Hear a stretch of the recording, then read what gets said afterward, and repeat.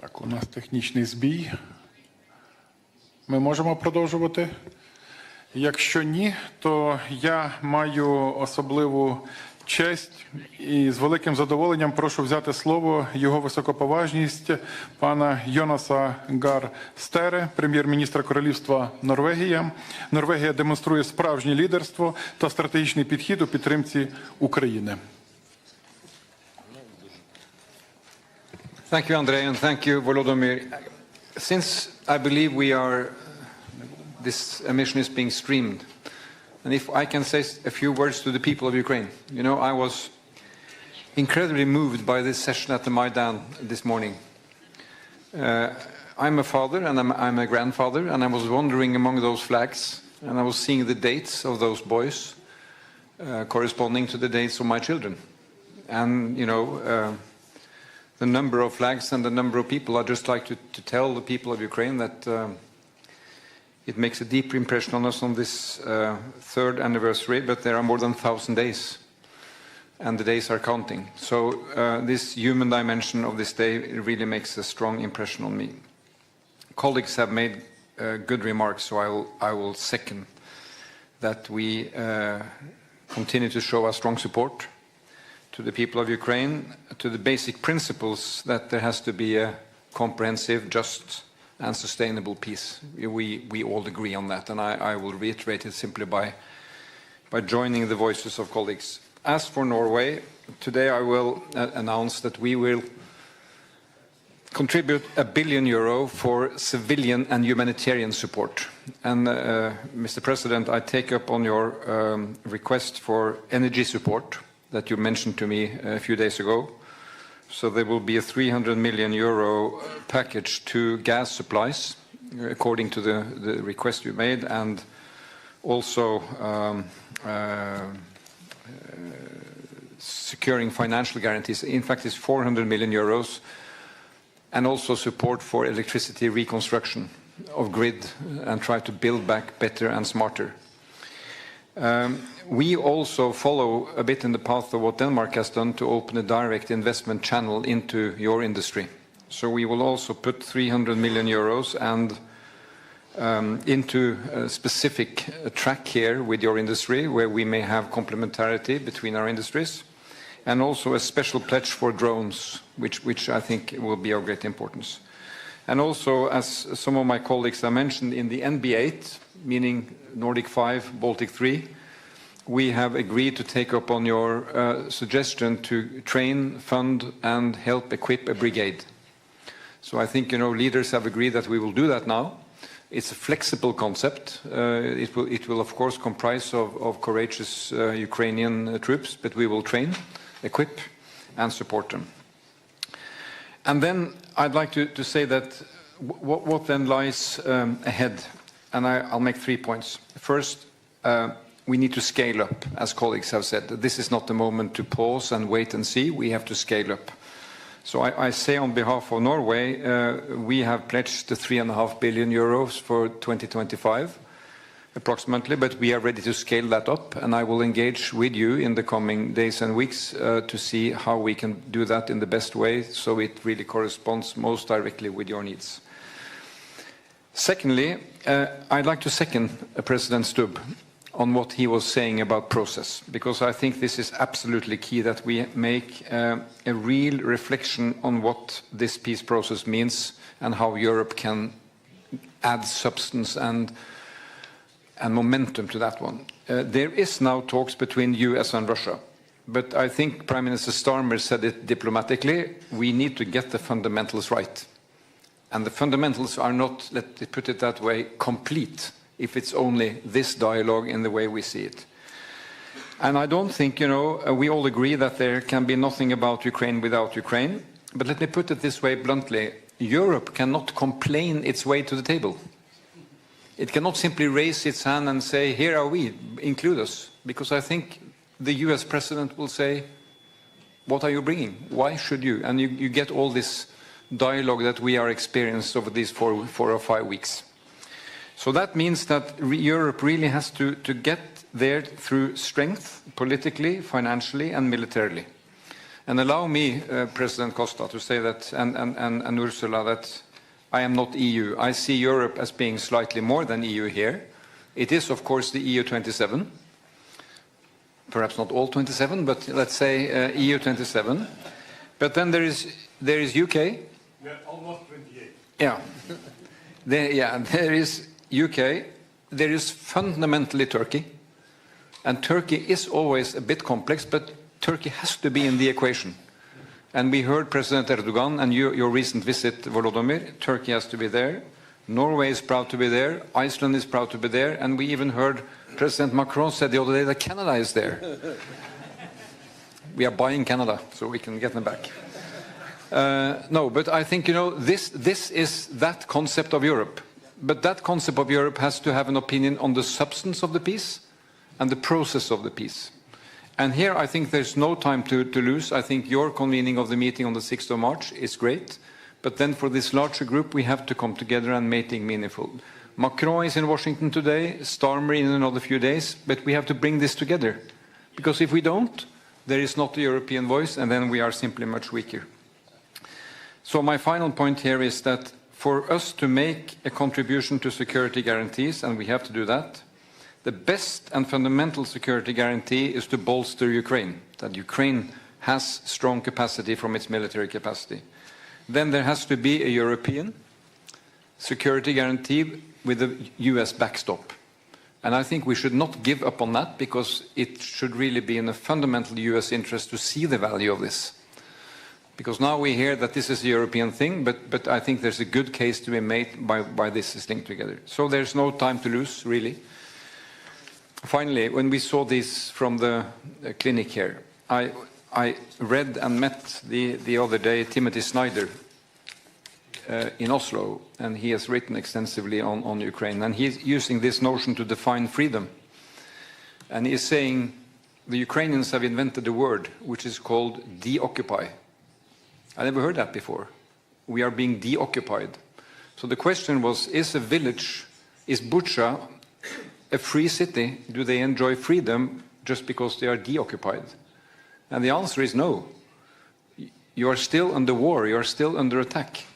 So defending Ukraine's freedom is not only about securing the occupation, it's securing sovereignty, independence and territorial integrity. That is the package of freedom. Slava Ukraini. Дуже дякуємо вам, шановний пане прем'єр-міністре. І маю честь запросити до слова його високоповажність пана Кіріакоса Міцотакіса, прем'єр-міністра Грецької Республіки. Ми вдячні вам за політичну і практичну підтримку нашої країни. Thank you, dear Volodymyr.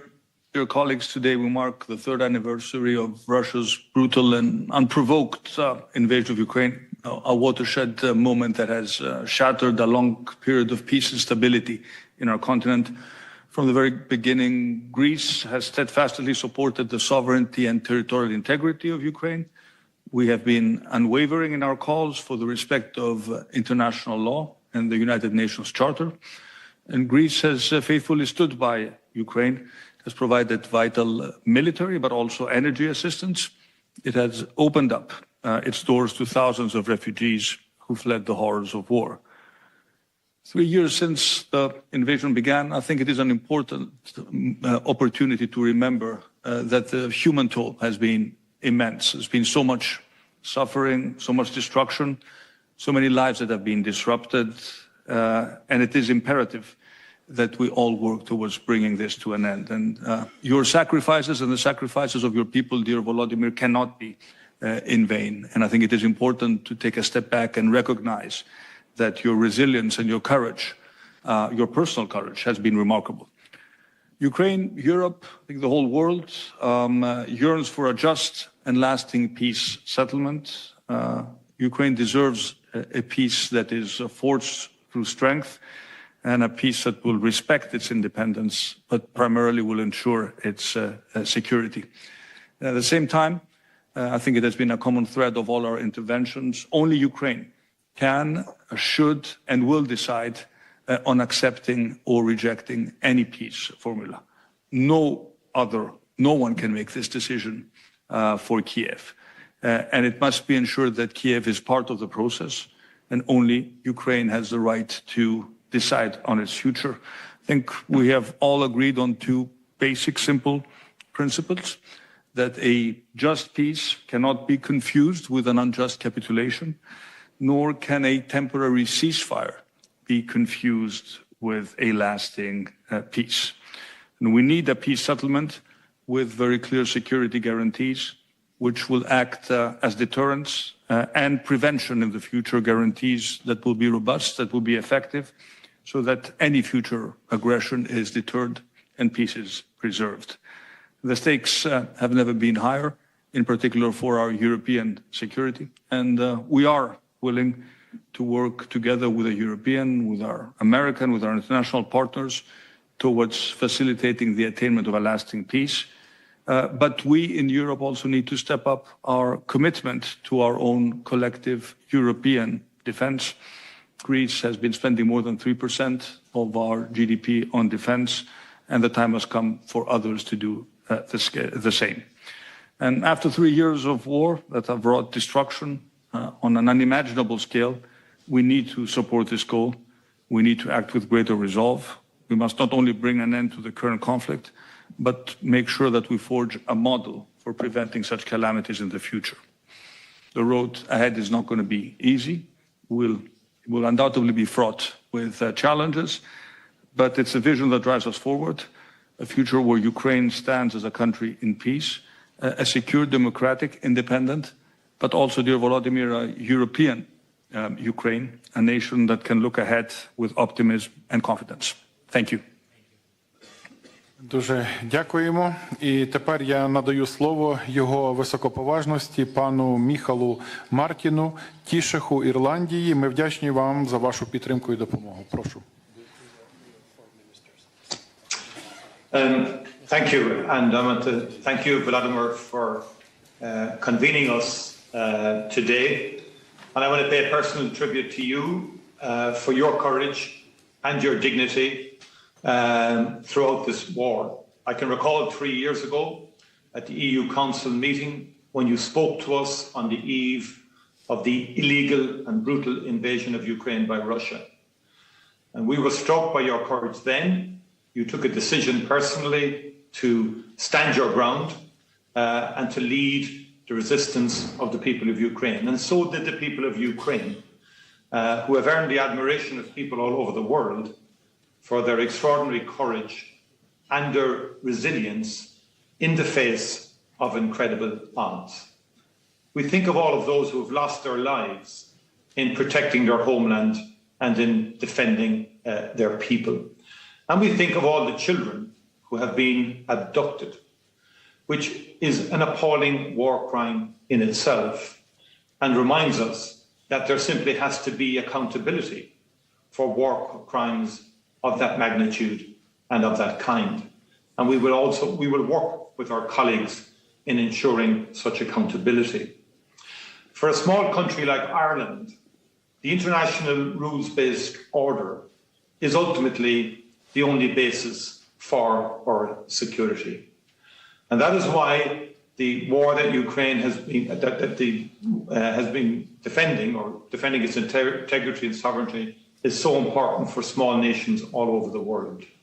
You are protecting and fighting to uphold the principles of the United Nations Charter and in terms of sovereignty and integrity, but also in terms of the rules-based order. And in that context, Europe has been unified, has been firm so far.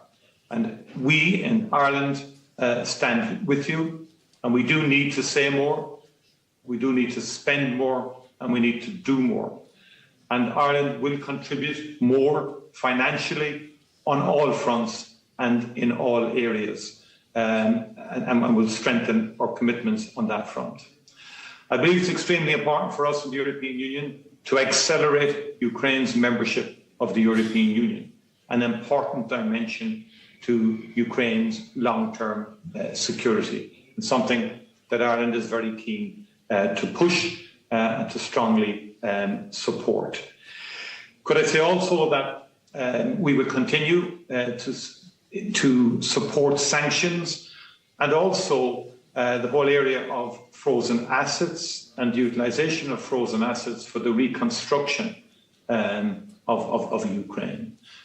Because those who engage in illegal and brutal invasions and who breach the very basics of international rules and sovereignty have to know that ultimately there has to be a price for the destruction that has been wrought as a result of this war, particularly the destruction of the civilian and energy infrastructure of Ukraine itself.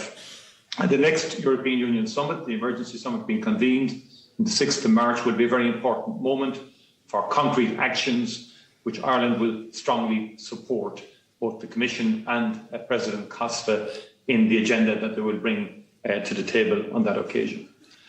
I think it's very important also that we remember that Russia has not achieved the objectives that it set itself when it illegally invaded Ukraine 3 years ago. We need to remember that and take solace and strength from that, because the unity of the resistance has had an impact. What we must now resolve is to ensure that Russia is never rewarded for what it did 3 years ago.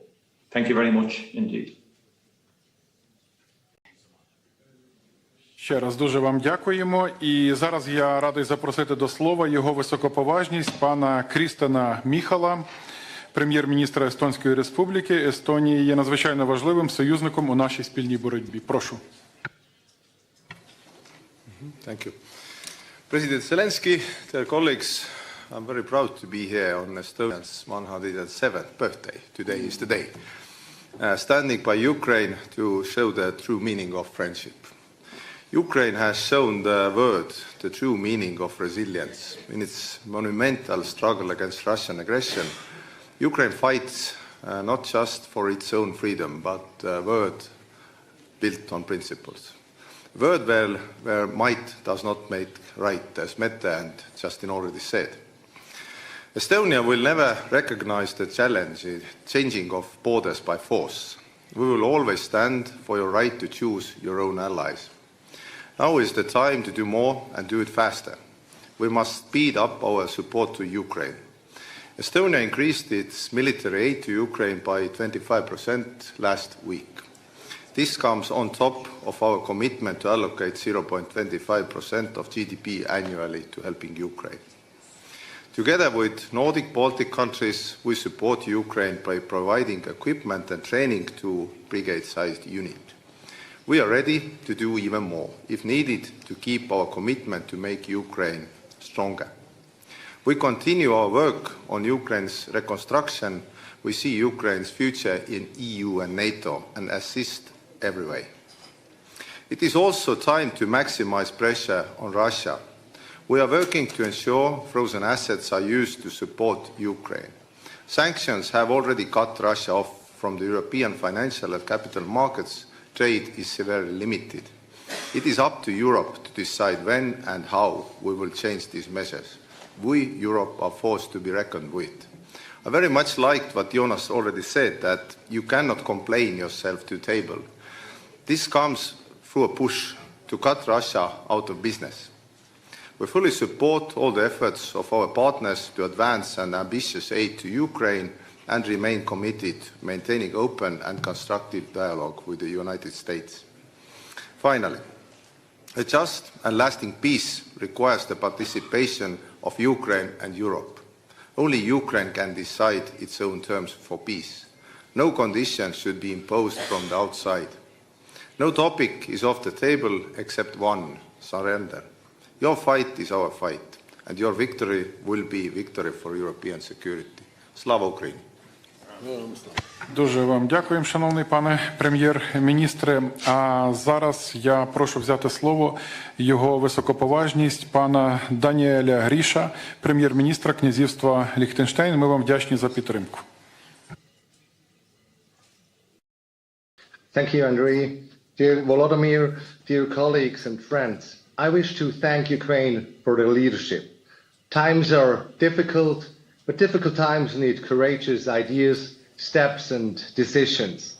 What the Ukrainian people and the Ukrainian leadership did symbolizes exactly this courage, a courage to stand for European values, European unity and Europe itself. Today's summit serves therefore as an important occasion to honor Ukraine's unwavering courage in defending itself, in defending Europe and the rule of law as the cornerstone of our security architecture. I do agree with all the important remarks my dear colleagues did before me, and I therefore just like to highlight 3 points from a Liechtenstein perspective. Firstly, a peace effort will only be sustainable and lasting if it has Ukraine's consent and deters the crime of aggression. Secondly, Europe's security depends on the security of Ukraine. Liechtenstein calls for a just and lasting peace in line with the international community's clearly established benchmarks set out by the United Nations General Assembly. This includes accountability for war crimes and reparations by the aggressor. And thirdly, but maybe most importantly, we need European answers to European problems, and we need a vision where our continent is heading to. I am therefore thankful for the words of EU President Ursula von der Leyen, the words of President Zelensky, and the ones that spoke before me. As most of you know, Liechtenstein reached out in the last month to receive your vision and the thoughts about Europe in these challenging times, and especially against the background of Russia's war in Ukraine. These days, all of you will receive a copy of the Book of Europe you can see behind me with the subtitle First-Hand Visions of the Future of Europe, which will be released this very Thursday at the Council of Europe in Strasbourg. I am very thankful to all of you who contributed to personal visions of Europe, beginning with the today present Prime Ministers of UK, Spain, Norway, Albania or Ukraine, and more than 30 leaders of Europe. I am also thankful to the Liechtenstein Parliament for their courage and vision to dedicate an additional budget line to finance the reconstruction of Ukraine. With its decision, our Parliament made it very clear that a rebuilt Ukraine must be part of the vision of Europe. We all know that every cloud has a silver lining, and for me, that silver lining of the current situation is that we in Europe stand together to continue to work on a good, strong and united Europe. A Europe where, like in a team, every member contributes and adds value based on its capabilities and strengths. Slava Ukraini, Slava Європі. Слава, дуже вам дякуємо. І тепер я запрошую до виступу його високоповажність пана Люка Фрідена, прем'єр-міністра Люксембургу. Цінуємо вашу допомогу. Прошу.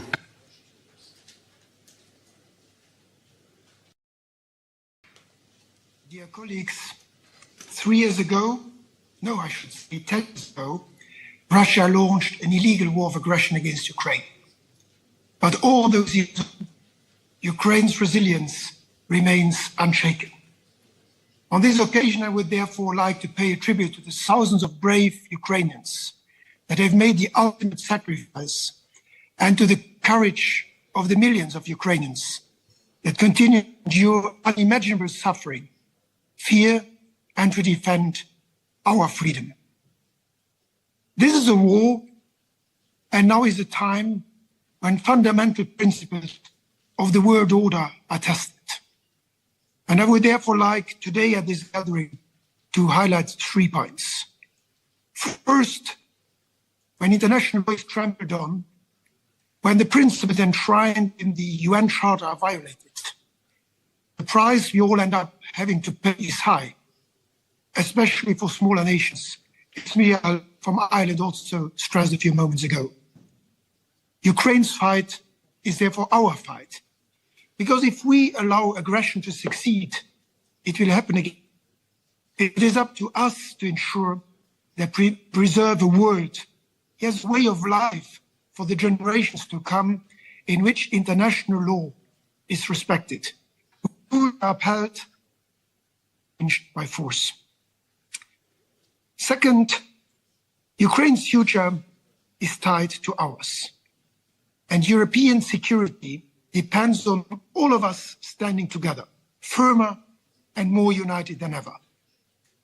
This means strengthening our Europe and our collective support, militarily, financially, and politically, to ensure Ukraine not endures, but prevails. It also means that we continue to support Ukraine to achieve peace through strength, a just and lasting peace, a peace negotiated by Ukraine, by Europe, for Europe.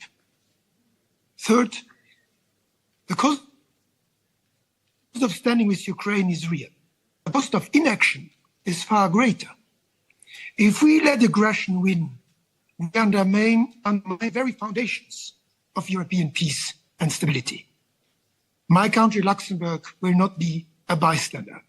We will continue to support Ukraine, not just because it is the right thing to do, but because it is vital for our own future. As Europeans, it is our duty to match Ukraine's courage with unwavering solidarity. Because it is not just about one's country's survival. It is about the future of Europe itself. And therefore, I also welcome Antonio Costa's invitation for an extraordinary European Council in the next week. In January 2005, I stood in Kyiv at the end of the Orange Revolution on behalf of the then Luxembourg presidency of the European Union. And I said, Ukraine has a strategic importance for the European Union. That was true at the time, and it is even more true today. Dear Mr. President, dear Volodymyr, you can count on Luxembourg's unwavering support to you, your country, and your people. Thank you. Дуже вам дякуємо. Ми знову переносимося в особливі місця, і зараз ми підключатимемося з керівництвом Запорізького регіону, який щодня потерпає від російського терору, від щоденних обстрілів. Будь ласка. Dear Mr. President, dear diplomats and representatives of our partner countries, right now we are speaking to you from underground school, located 7 meters deep. This is because the fighting is taken just 40 kilometers away, and enemy missiles can reach Zaporizhia in under 1 minute. That is why 60,000 of our children have to study underground. Right now, behind me, the children are holding photos of destructions of enemy bringings to our region every day. Every day, our enemies fires missiles, Gwildin bombs, and Shahed drones cross the region. As a result, over 17,000 buildings were damaged. As an example, during last day, the enemy attacked the Zaporizhia region more than 400 times. Despite all this, we stay strong. At the same time, here in Zaporizhia region, thanks for support of Ukrainian people, President Volodymyr Zelenskyy and our international partners, our region continue to support life of hundreds of thousands of people. We are keeping schools, kindergarten, hospitals, and other critical infrastructure operationally and much more. For over 1 million people who left the occupation, Zaporizhia has become a logistic hub, and over 200,000 IDPs stay here. All these people are dependent on your support, dear international partners. We can only stand up to the aggressor with uniting of efforts. We thank everyone who stands by our people in this challenging time. Our region continues to unbreak important work to the front line. Together, we will win. Mr. President, dear diplomats, partners, and guests, Zaporizhia is going through very hard times. Every day, the enemy attacks us that takes the life of our people. Even with dangers, we keep working. We make sure the city function, repair buildings, and help people. Thousands of the workers, rescuers, teachers, and volunteers work day and night, sometimes for days without rest. Right now, we are speaking from an underground school built in Zaporizhia with the help of the President and First Lady. For the first time in 3 years, children have returned to school. They sit at their desks and meet their classmates.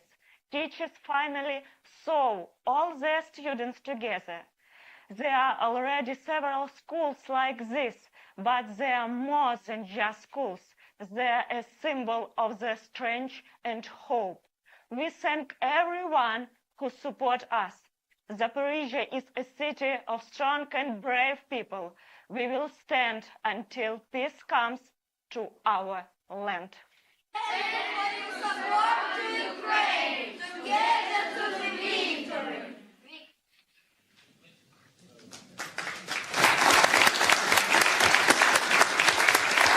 Дуже дякуємо вам за стійкість. А тепер я радий надати слово її високоповажності пані Кріструн Фростадоттір, прем'єр-міністру Ісландії. Дякую за вашу активну підтримку України.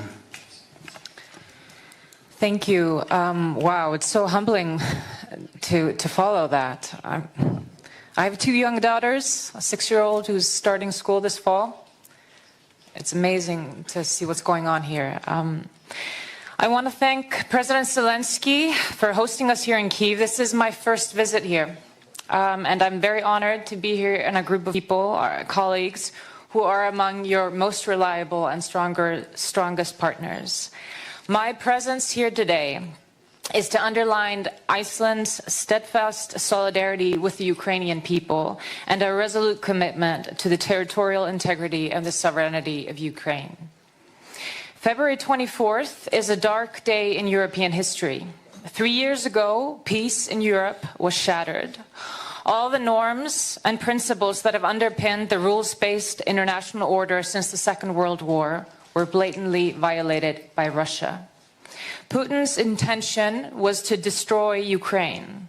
Instead, for 3 years, the people of Ukraine have stood strong, proud and unwavering against a brutal aggressor that has launched the gravest assault on global peace and security for 80 years.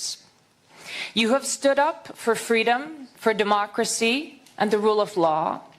You have fought for values that a small democracy like mine bases its existence on. Because without respect for international law, without respect for the rules-based order, the security of countries like mine could easily be jeopardized. Zelenskyy, we recognize this. We recognize why you fight. You are fighting for the whole of Europe, but your brave fight for these fundamental values has come at a devastating cost. I express my deep condolences for all the Ukrainian lives that have been lost in Russia's senseless war. A few remarks on the situation as it stands right now. Firstly, this may sound obvious, but today the facts need to be stated. Russia invaded Ukraine. Russia is the aggressor. Ukrainians are defending their homeland and their freedom under the leadership of a democratically elected president and a democratically elected parliament. Secondly, Ukraine is a line of defense for our collective European security, and Iceland understands that. A strong Ukraine is a precondition for a just and lasting peace. Ukraine needs more support, and it must be immediate. Iceland has increased its assistance compared to last year. So we will begin with our opening remarks. I think it's the greatest show of unity and freedom in this city that we have certain leaders speaking to the press together. And let's start without further delay by going to, we have Euronews with us, right? Okay, I see it. In the middle. So please everyone stand up when you ask your questions, get the microphone and go on. Hello. Can you hear me? Yes. Hello, everybody. My question is addressed to President of the European Commission, Ursula von der Leyen. You have spent the last 3 years building an unprecedented sanctions regime against Russia, really, and you have promised time and time again to make Russia pay for its aggression. But now the United States is asking Europe to leave sanctions as part of a potential peace agreement. In fact, the US is saying that Europe will be invited to the table only when it comes to sanctions relief. Are you willing to do that just because the White House tells you so? And what demands are you going to impose on the Kremlin to do that? And just a quick question for President Zelensky. Do you think Russia deserves any sort of relief after the untold devastation it has brought upon your country? Thank you so much. So what the sanctions question is concerned, what we see is that the sanctions already have a massive effect on the Russian economy. There are skyrocketing inflation, there is spiraling interest rates, so the effect is visible. Companies are leaving Russia. You see they are really grinding sanctions and biting sanctions. These sanctions are part of our approach that we want peace through strength. And it's very clear that unless Russia demonstrates by facts the true willingness to achieve a lasting and just peace agreement, we will increase punitive sanctions against Russia. So the precondition is first we have to see that there's action on the side of Russia towards a just and lasting peace agreement. Presently, there is no lasting peace agreement, so that it's much too early to speak about anything of potentially maintaining or increasing or lifting sanctions. This discussion can only be led after we've seen concrete steps on the Russian side.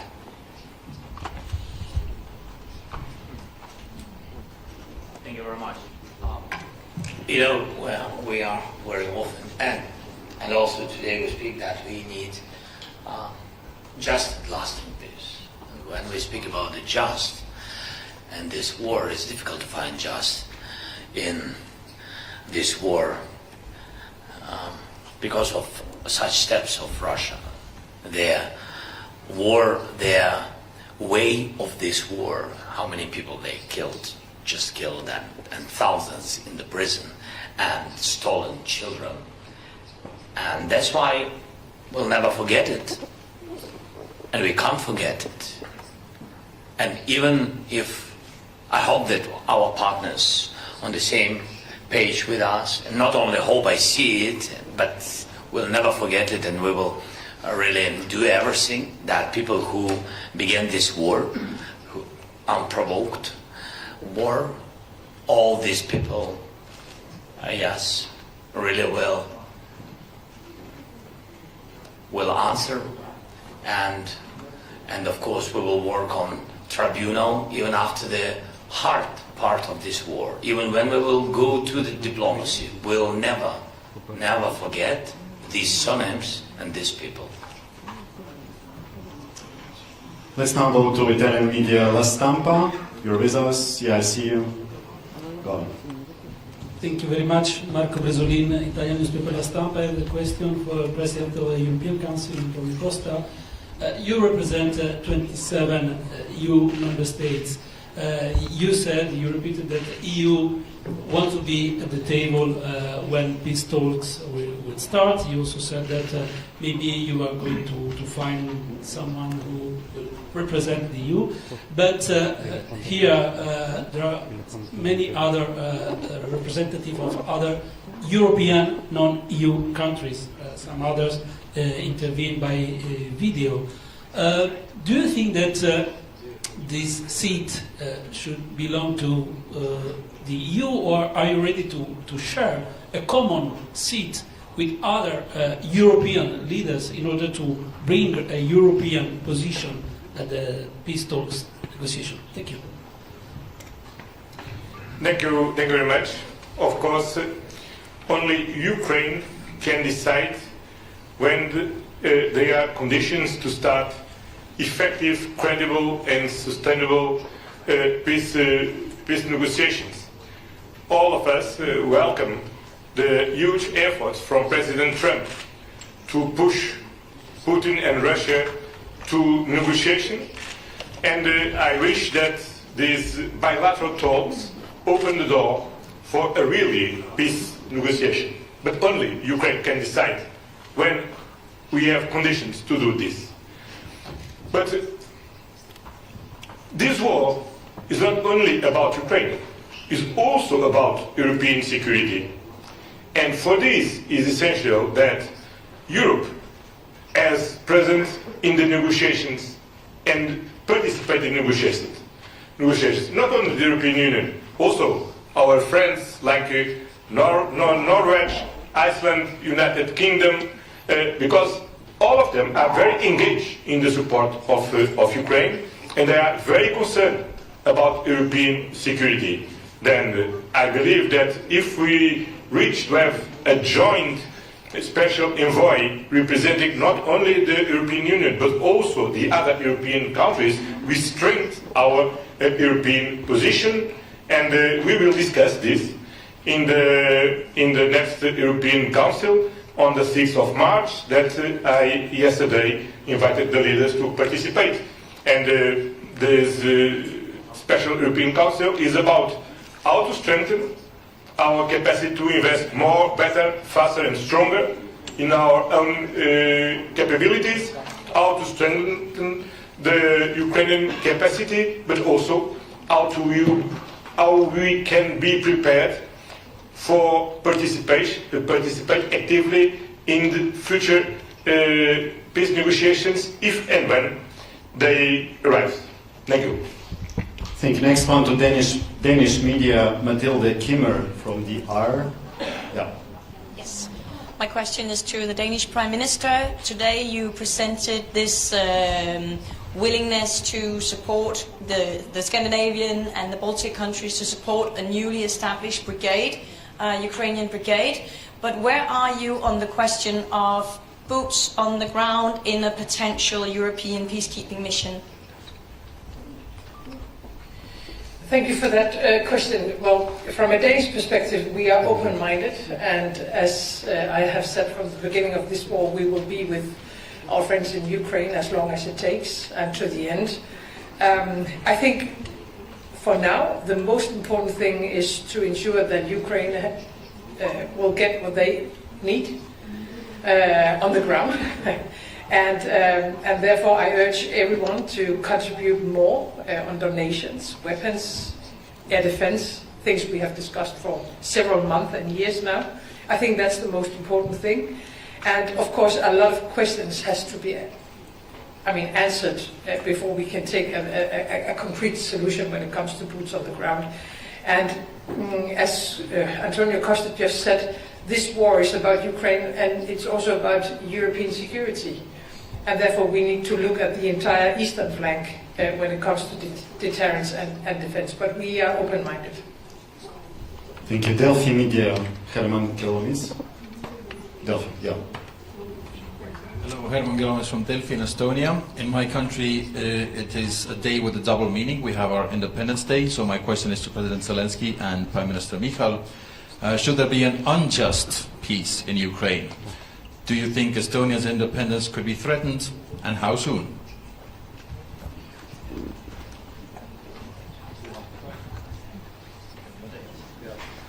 Thank you. It's your birthday. Yeah, it's Estonia's birthday today, 107. The short answer probably would be that all of EU and NATO are under threat if Russia's and Putin's goals and objectives will not be changed. A longer one probably is that Estonia knows its neighbor well, as everybody does. We have invested in defense for many years, and we will. Our aim is to go to 5% of GDP. Next year it's probably near 4 already. And we know that independence is invaluable. That's why I'm here, not in Estonia celebrating Estonia's birthday, to support Ukraine. Because we have the common enemy and common fight. Ukraine is fighting the fight also for Europe and Nordics and Baltics, everybody. So to answer the question, the unjust peace probably would hit everybody. Also United States, because Iran, North Korea, everybody would assess that they can do whatever they want. So everybody in this probably are together. And to EU and everybody, just a thought that if you count the men who bear arms in Russia right now, if the war would end right now, there are more than it was before the war. What will they do? Will they become physical education teachers? Probably not. They will find new jobs. So this is a threat all over the world. Before the war it was called Wagner, whatever they were called. But right now it's somewhat different. So to conclude, European Union, NATO, everybody in civilized and democratic world are under the threat until Russia is forced to change its goals. Thank you. Again, my congratulations to you, your country, your people. That we are very proud that today you are here in such a special day. Thank you so much, and my congratulations, and God bless. You'll never have a war. And what is very important, I think, in risk, answering your question, yes, all the countries which have been before 1990, 1991, which have been under Russian influence. Yeah, so I think Russia, first of all, wants to have their influence continue and be present on these territories of on these independent countries, which been before, during Soviet period, being the republics of Soviet Union, and of course it's Ukraine and Moldova, and of course Estonia, Litva, Latvia, and of course where their influence was very strong during the 20th centuries, it's Poland, Slovak, and other countries. So the most dangerous moment when you have people who has Russian roots, it's not bad. I'm just how it was with Crimea. I'm just sharing with you our experience. When you have some society, and of course, if you are bordering with Russia, you have such society. I mean, it's with other nations, it's the same. So when you have Russian-speaking people, or their roots, or their families, which half of Estonian, half Russian, like we had Ukrainian, father Ukrainian, and Russian mother. So it's our history very long. I mean, you are in risk because it was with Crimea. It was with the East, with Donbass at the very beginning. They said that they are not occupying our territory, that they defend Russian-speaking people. That's why I think that Estonian people have these risks if we will fall down Ukrainian. I think all such countries who I mentioned, I think have this risk because of Russian policy. Because their view of the world, Russian world. Thank you, Mr. President. And we now go to Iceland. Dagny Erlendsdottir from Iceland National Broadcaster. Please. I have a question for the Prime Minister of Iceland, Kristrún Frostadóttir.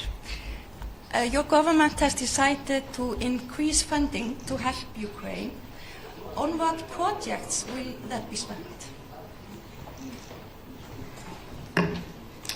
Thank you. Yeah, so this is, we're obviously very much aware of our geographical situation in the world. And even though we might be a small country, we think it's very important that we show through direct action, not just with words, that we're stepping up. We are a country without a military, but we are a country that has high welfare because we have security. And I think there's increased understanding that defense for peace in Europe is extremely important. So we're making this step of doubling our contributions when it comes to defense for Ukraine. And our hope is that we will mostly use these funds to go through the Danish initiative, which we know has been very effective, both financially and for the Ukraine, but also through our demining efforts that we've worked on with Lithuania. So that will be our chief focus. But then we are also obviously supporters through the MB8 of the brigade. We don't have arms or a military, but we will be financially supporting that. So this is an important step for Iceland to take. And like I said before, important to show solidarity with Ukraine. Thank you, Excellency. Let's go now to Canada. Marie-Ève Bedard from Radio Canada. Hi, good afternoon. If you'll indulge me 1 second, je vais commencer en français, Monsieur le Premier ministre, avec vous. Vous avez parlé plus tôt ce matin de la volonté du Canada de collaborer avec les partenaires européens dans le cas où la paix sera atteinte. Est-ce que ça veut dire pour vous des soldats? I'll translate very quickly. Did you mean this morning that Canada was willing to send boots on the ground should there be peace to cooperate with European allies to guarantee Ukraine's security? And if I may, a question for both of you, President Zelensky and Prime Minister Trudeau. How significant and important is it to have a North American ally at this table now, given the fact that in the past month, both of you have had conversations that sounded like they came from an adversary with the United States and its president, Donald Trump? What's the significance of Canada's presence here today? Well, first of all, Canada has been there for Ukraine from day one, indeed from before day one, as in 2015 we started training Ukrainian military forces on the ground in Ukraine, which was a significant part. Western training to the Ukrainian armed forces is one of the reasons why Ukraine has been able to stand up to the Russian invaders so effectively over the past years. It's not just Canada, a number of countries have been involved. But for historical reasons, Canada having the second largest diaspora of Ukrainians in the world means that we felt deeply connected to Ukraine, but we also believe deeply that it's not just about Ukraine. It's about the rules and the values and the principles of sovereignty, of independence, of territorial integrity that protects every country in the world. All of us rely on those rules to be able to build peace and security. And we know that with the world changing, we're all going to have to do more around peace and security. One of the key themes that we heard today, as we've heard from many, many partners around the world in NATO and elsewhere over the past number of years, is people are going to be doing more on defense. 9.5 years ago when I took office in Canada, the previous government had us down below 1% of defense spending, even though the NATO 2% pledge had been made a year or two before. In the subsequent time, we have more than tripled defense spending on the path to 2030, and we're on our way to 2%. And we know we're going to have to continue to do more and more in an uncertain world, and Canada will be there. As to how we will be there, we will work with our neighbors on it, but everything is on the table because we need to make sure that might no longer makes right in this world. That's what has led to 80 years of incredible stability and prosperity, not just in Europe, but around the world, because of the institutions we built out of the ashes of World War II. And standing up for those institutions is in the best interest of every single one of us. Now, as a collection of different nations, we will have different perspectives from time to time on the best way forward, and those will be worked out in forums like this, or at the G7 forum or elsewhere. But we are united in our values, we are united in wanting to see peace and fairness and prosperity for all our citizens, and that's what continues to drive us forward. Le Canada va toujours être là pour l'Ukraine, on est là depuis les débuts, on va continuer de l'être et on regardera comment on peut mieux aider dans les années à venir, parce que défendre l'Ukraine, c'est pas juste défendre l'Ukraine, c'est défendre les principes et les valeurs qui nous protègent tous. Merci à vous. Victor Guerrero, Televisión Española. Sorry. Really, it was pleasure. That's okay, no, he can tell us how much he likes Canada. I love Canada. And I really appreciate that we have such relations with you, Justin. And you helped a lot, and a lot of your people helped us at the very beginning of war. We never shared, by the way, that we've been in touch, and really at the very beginning of the war, we didn't have really huge technologies with drones and etc. when we began producing drones. And even when we bought drones with some partners, they didn't have Canadian high-level optic technologies. And Canada helped us with this, and we spoke a lot of this, and we had this, and we began to help our guys on the front line, on the battlefield, with these drones and etc. It was really first weeks and first months of the first year of war. Then, Justin, absolutely right about training missions. Really, the part of our army was prepared by Canadian officers, instructors. But what is very important, and it was very important again the first year, because they've been well trained. For today, the situation changed. After that, after Canada, we had such missions in Europe, in different countries, and then so the experience of this war gave us new knowledge of the war. And of course, today when we trained abroad, we have to come back and train again on the battlefield, because the war is changing. It's technological war. That's why. But we really appreciate for your help and packages, military packages. So thank you so much. And I think that's all. Yes. Well, with regards to Donald Trump and having a North American partner here. With Donald Trump. This is, by the way, this is question to you, to Canada. And I mean, that's. Well, with Donald Trump, now we had a conversation. It was very good conversation, G7 conversation with the leading role of Canada. Yes, thank you very much, Justin, for organizing this meeting. Everybody been there, and we spoke about it, and we hope that the United States will continue support, like all the partners. All the partners do it, and we need also not to lose this unity between Europe and United States. Thank you. Thank you. Now we can proceed to Victor, finally to you. Where is the Spanish media? Yes. Hola. This is a question for Pedro Sánchez, Spanish Prime Minister, and also for President Zelensky. First in Spanish, then I will translate in English. Señor Presidente, usted esta mañana decía que España va a apoyar a Ucrania el tiempo que haga falta y con mayor determinación.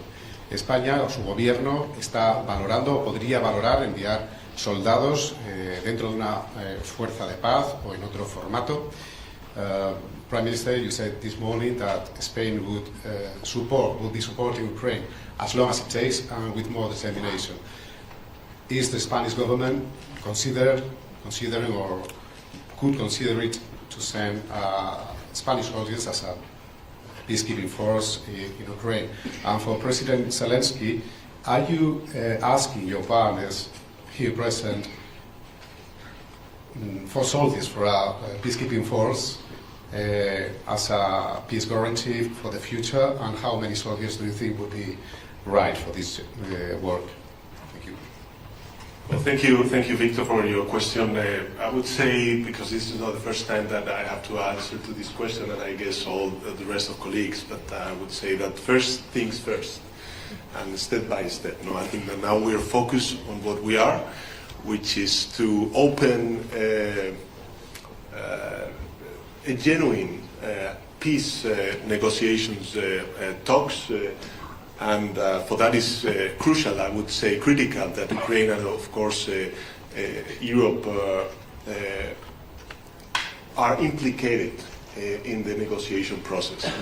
Second, I think is critical for all of us to provide the security guarantees to Ukraine in order to reach that common goal that we have, which is to have a last and just peace for Ukraine and for Europe.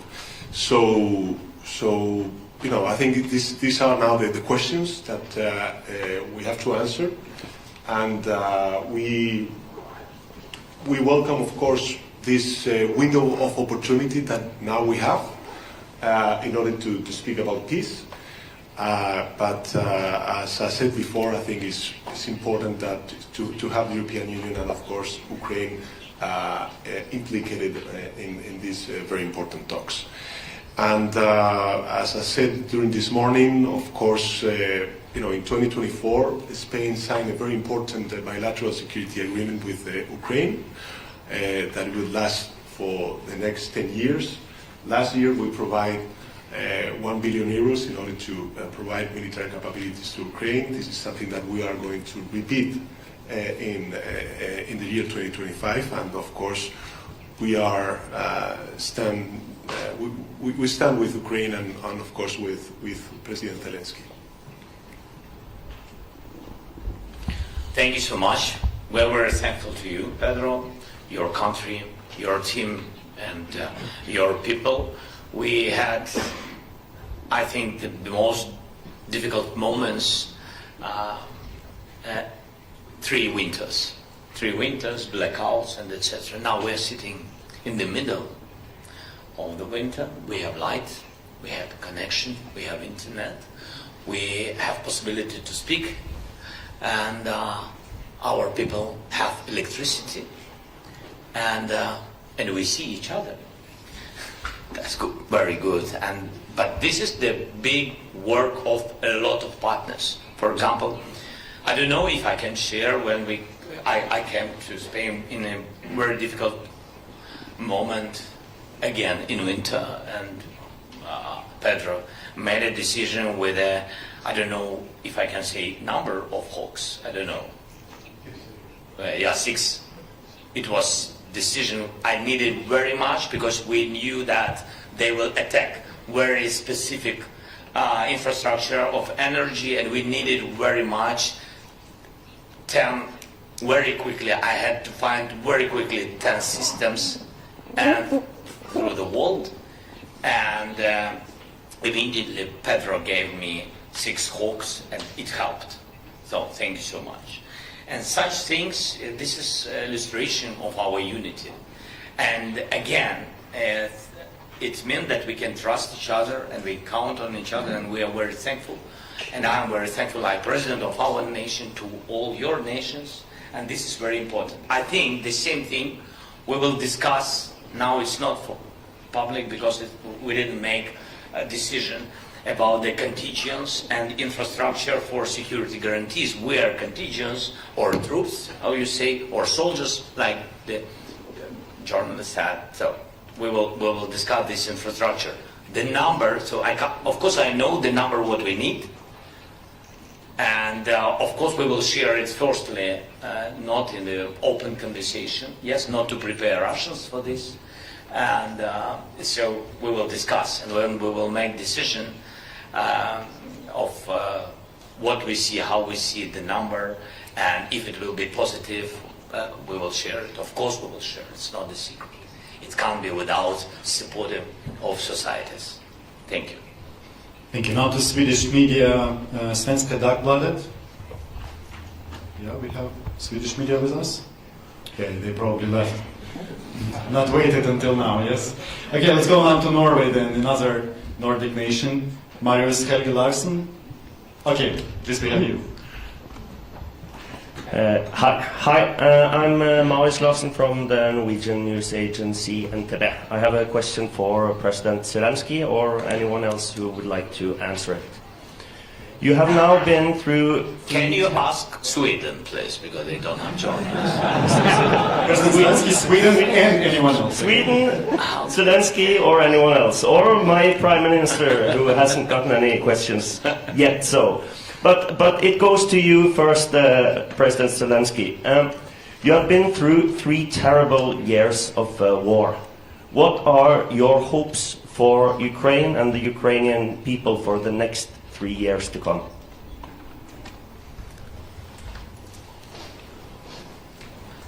We hope that we can finish this war this year, not in 3 years.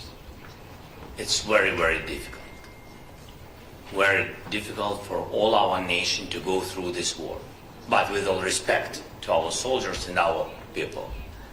So I can't speak about 3 years. If we speak about how to prepare security because of the Russia, they can come back in 10 years if we will not be prepared.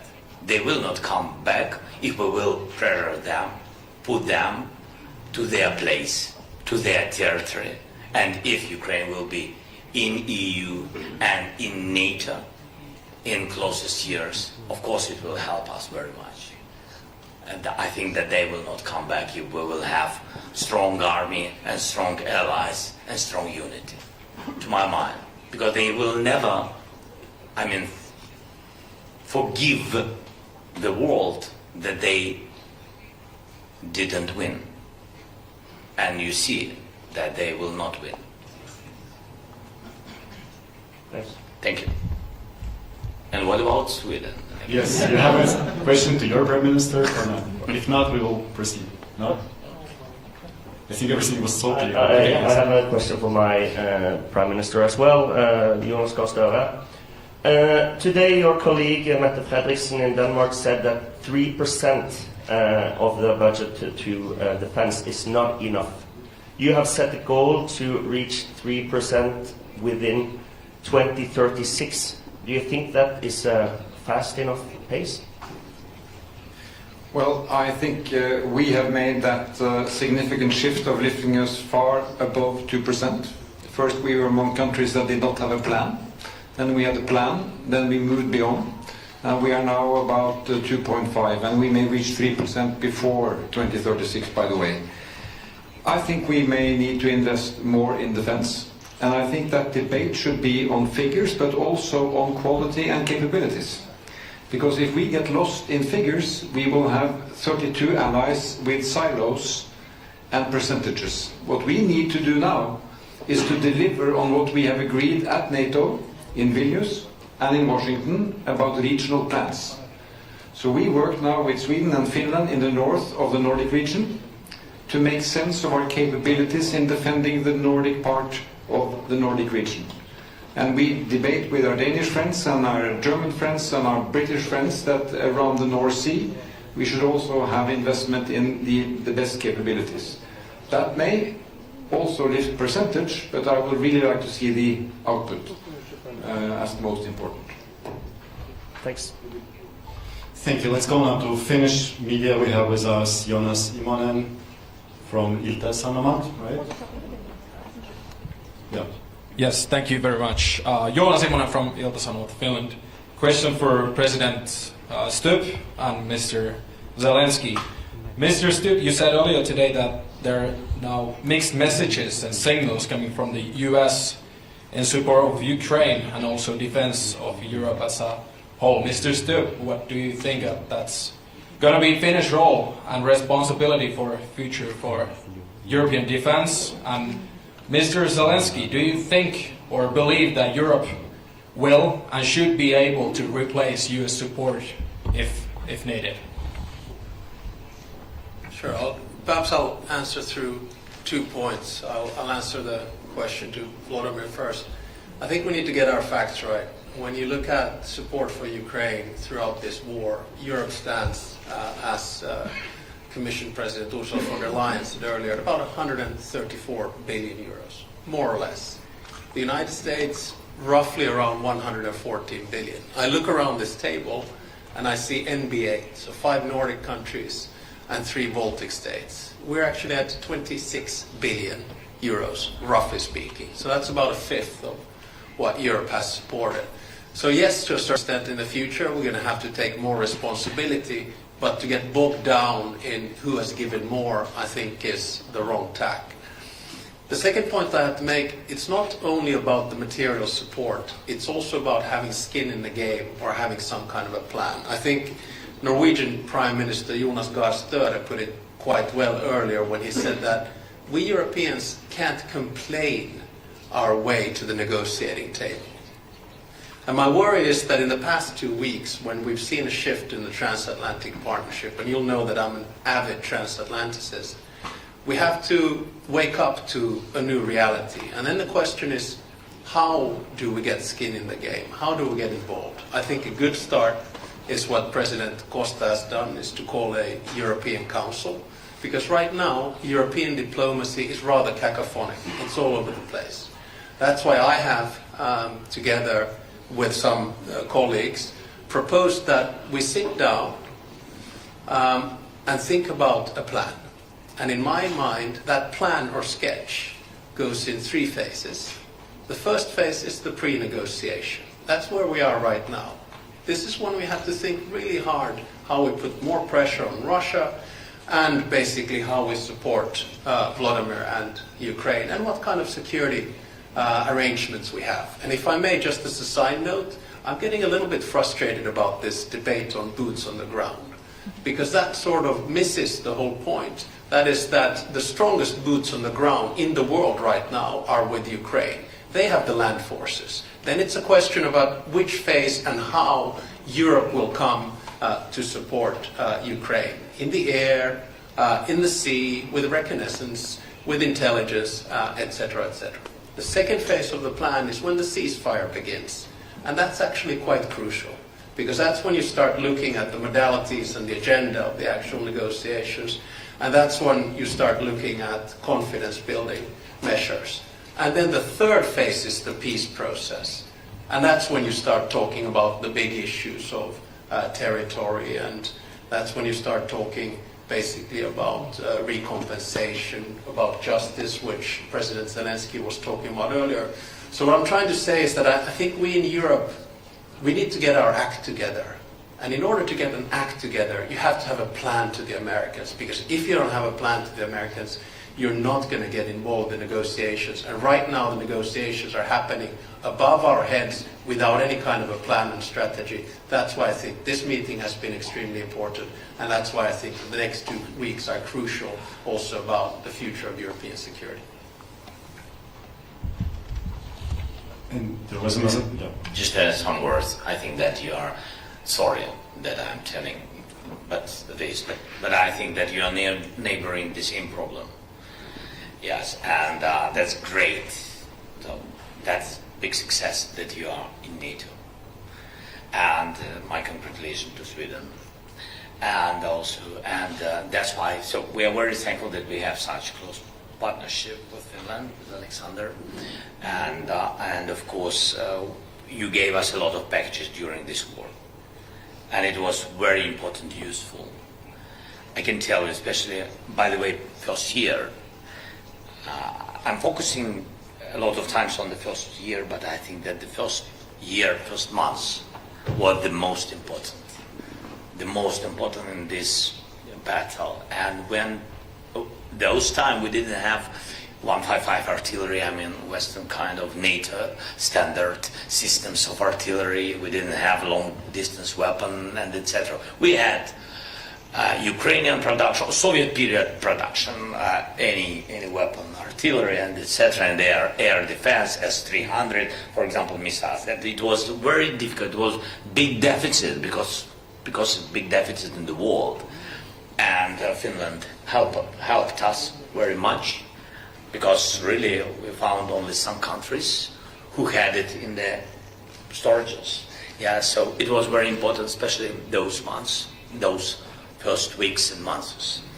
And about your neighbor, and I think, and of course, Ukraine will be always thankful for this and never forget it. And I think those experience of such enemies or such problematic neighboring, how to save the border, and you have very long border with Russia, and that's why I think our experience of how to defend the contact line or defend the front line, and the same technologies how to defend the border.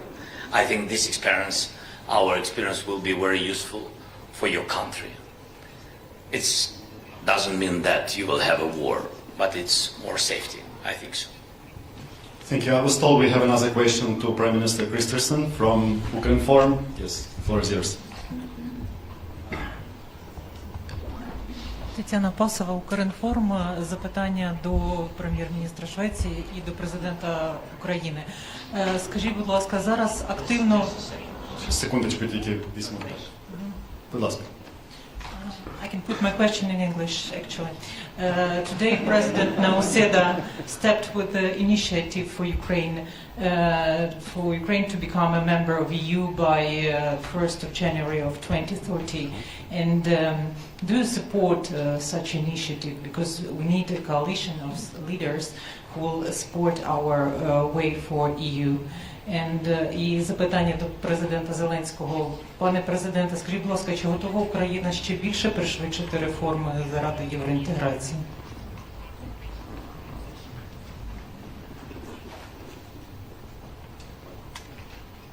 Well, for me, okay, yeah, sure.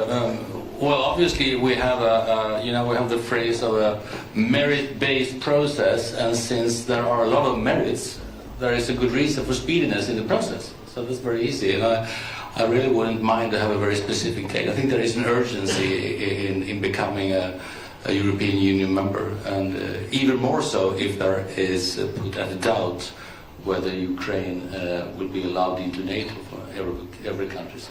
So I think the European Union accession is a urgent need.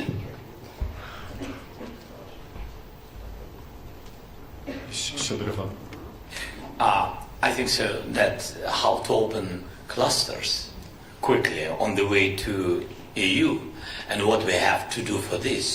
I think all the answers can give you really the President Ursula von der Leyen. She knows she and President Costa, I think they know when we will be in EU. Really? No pressure. They are decision makers. So. Yeah, but perhaps I may add, I am now witnessing many different accession processes. I must say, I'm so deeply impressed by the speed and the quality with which this country, Ukraine, is reforming and doing all the necessary steps, and these are hard steps, and this is a lot of hard work, while fighting a war of survival is really impressive. So you have here an example for highest merit, highest quality, and speedy delivery that is exemplary. You got 3. So now we go to Latvia. Latvian media, Latvian television, Gins Amolinš. Thanks. Hello? Works well. The Nordic and the Baltic states, my question would be to President of Latvia, President Rinkevič, and maybe a short comment on that from President Zelenskyy, if possible. Shortly about the Nordics and Baltics announced today, the pledge to train and also to equip a brigade-sized unit. Given the uncertain situation right now in geopolitics, and a bit of a follow-up on the Finnish colleague here, do you see that Europe would need to rapidly increase its military aid to Ukraine? And is Europe capable of doing that? Thank you. Actually, those are very easy questions. Yes and yes. But I think that for the second, what we really need is to, first of all, get a very clear message to the defense industry that we are going to spend more. Because what defense industry needs, a clear commitment. Number 2, both on the national level, less at the European level, we still are experiencing all those procedures. Sorry to say, but I think that we need to get out of this kind of mode that we are very much process-oriented, but to move to the results-oriented. I do believe that we can do that, and I do believe that we must do that, and I do believe that we will do that.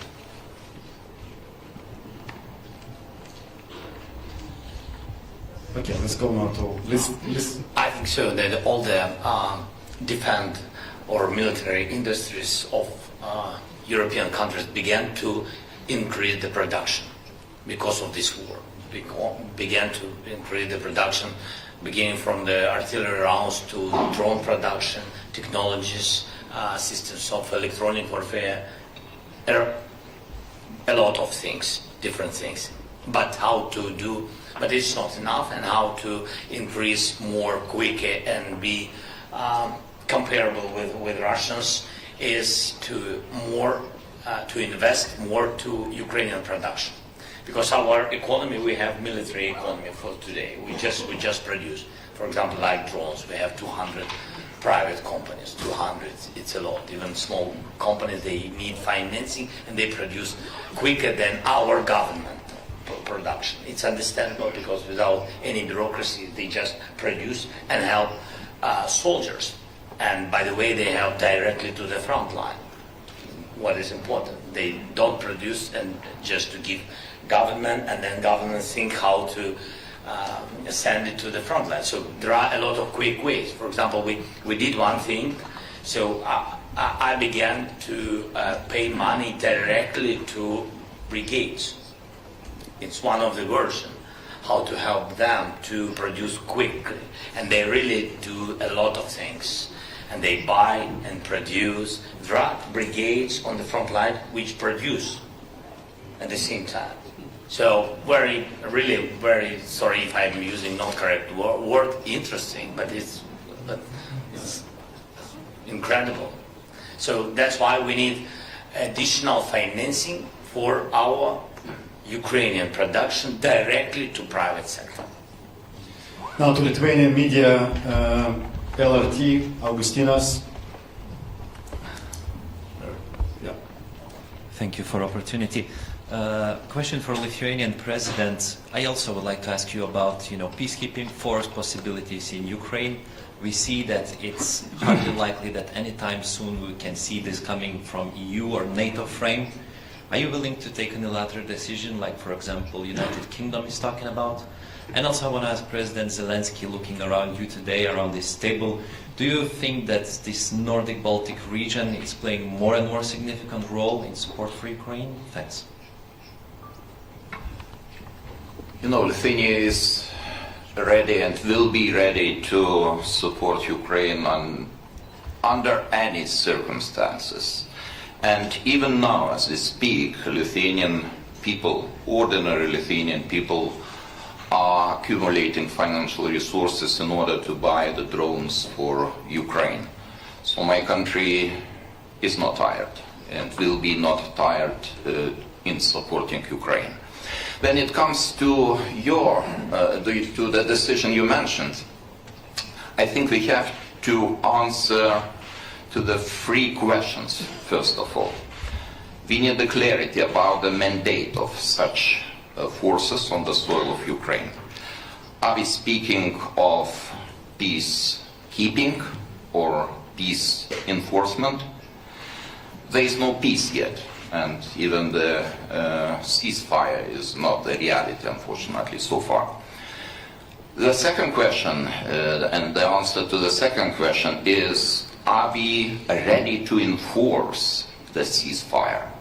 So the force must be real. The first time the peace is violated or ceasefire is violated, the retaliation must be immediate and strong. Otherwise we compromise and we discredit the very concept of the security guarantees.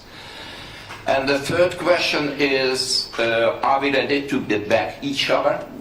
Or, in other words, unity is vital. Europeans with the backing of the United States would be ideal solution. Are we there? I have my doubts. Maybe my doubts will disappear in the coming weeks or coming months. At least I'm looking forward to the Hague summit. I hope there will be positive news from this summit despite all our reservations. So I think the question is a little bit too premature, but when it comes to the training mission, Lithuania is already there. Our experts, military experts, assist Ukrainians to improve their professionalism and fighting capacities.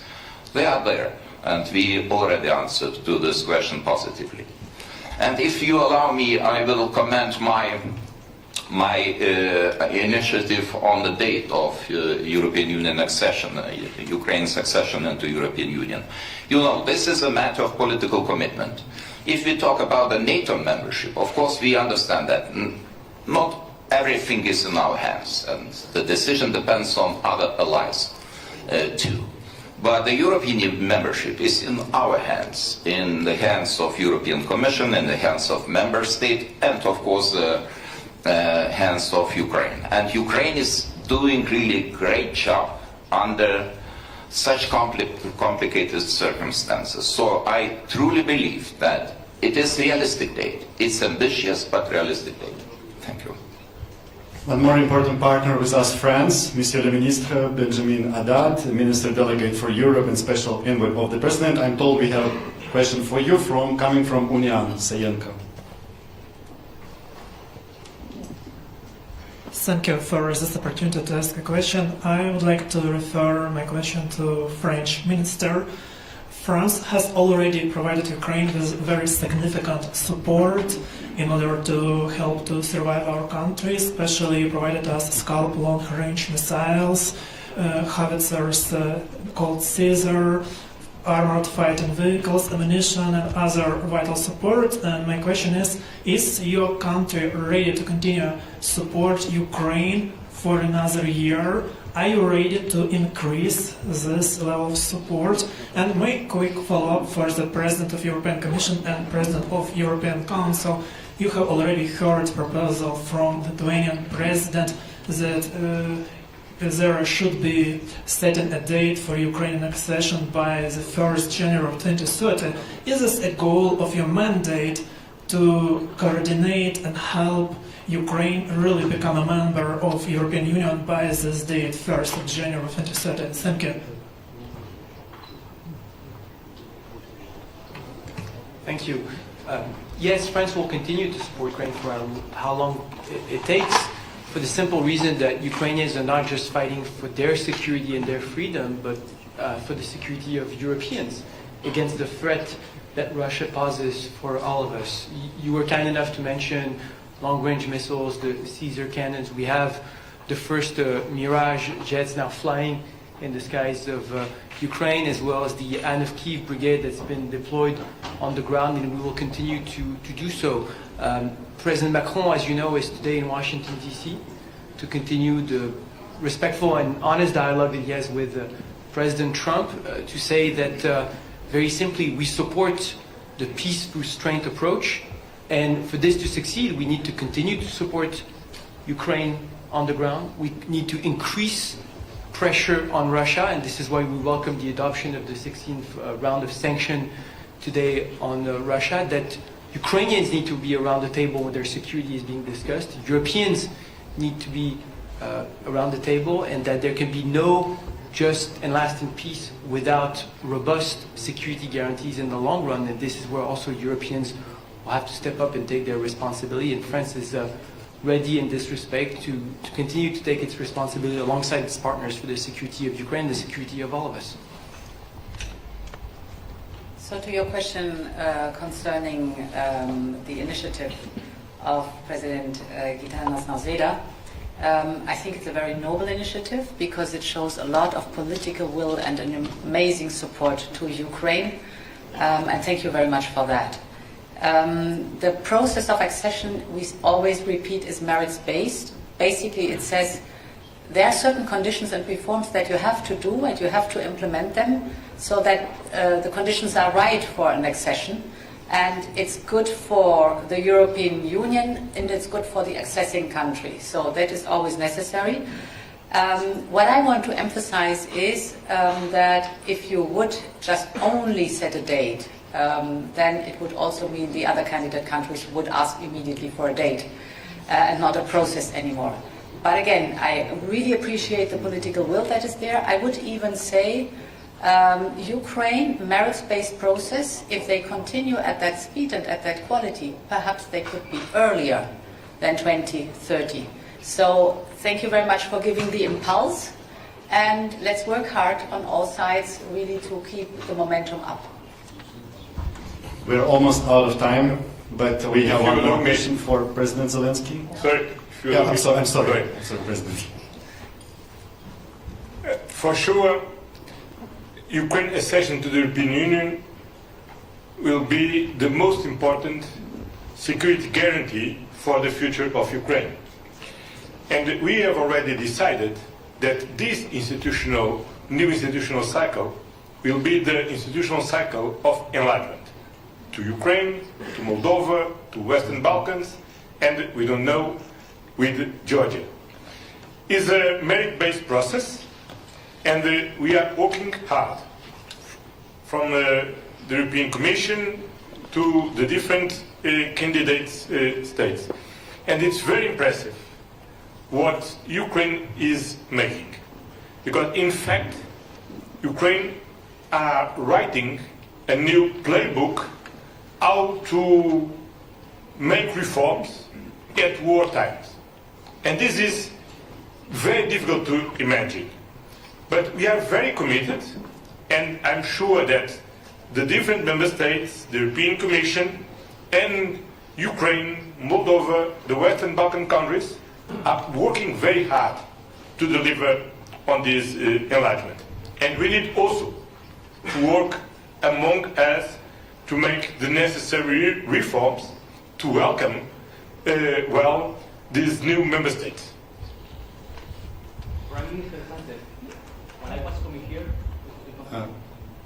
El Confidencial, Fermín Torrano. While I was coming here, I met just in the street a Ukrainian friend who told me to say thank you for the €1 billion you announced today.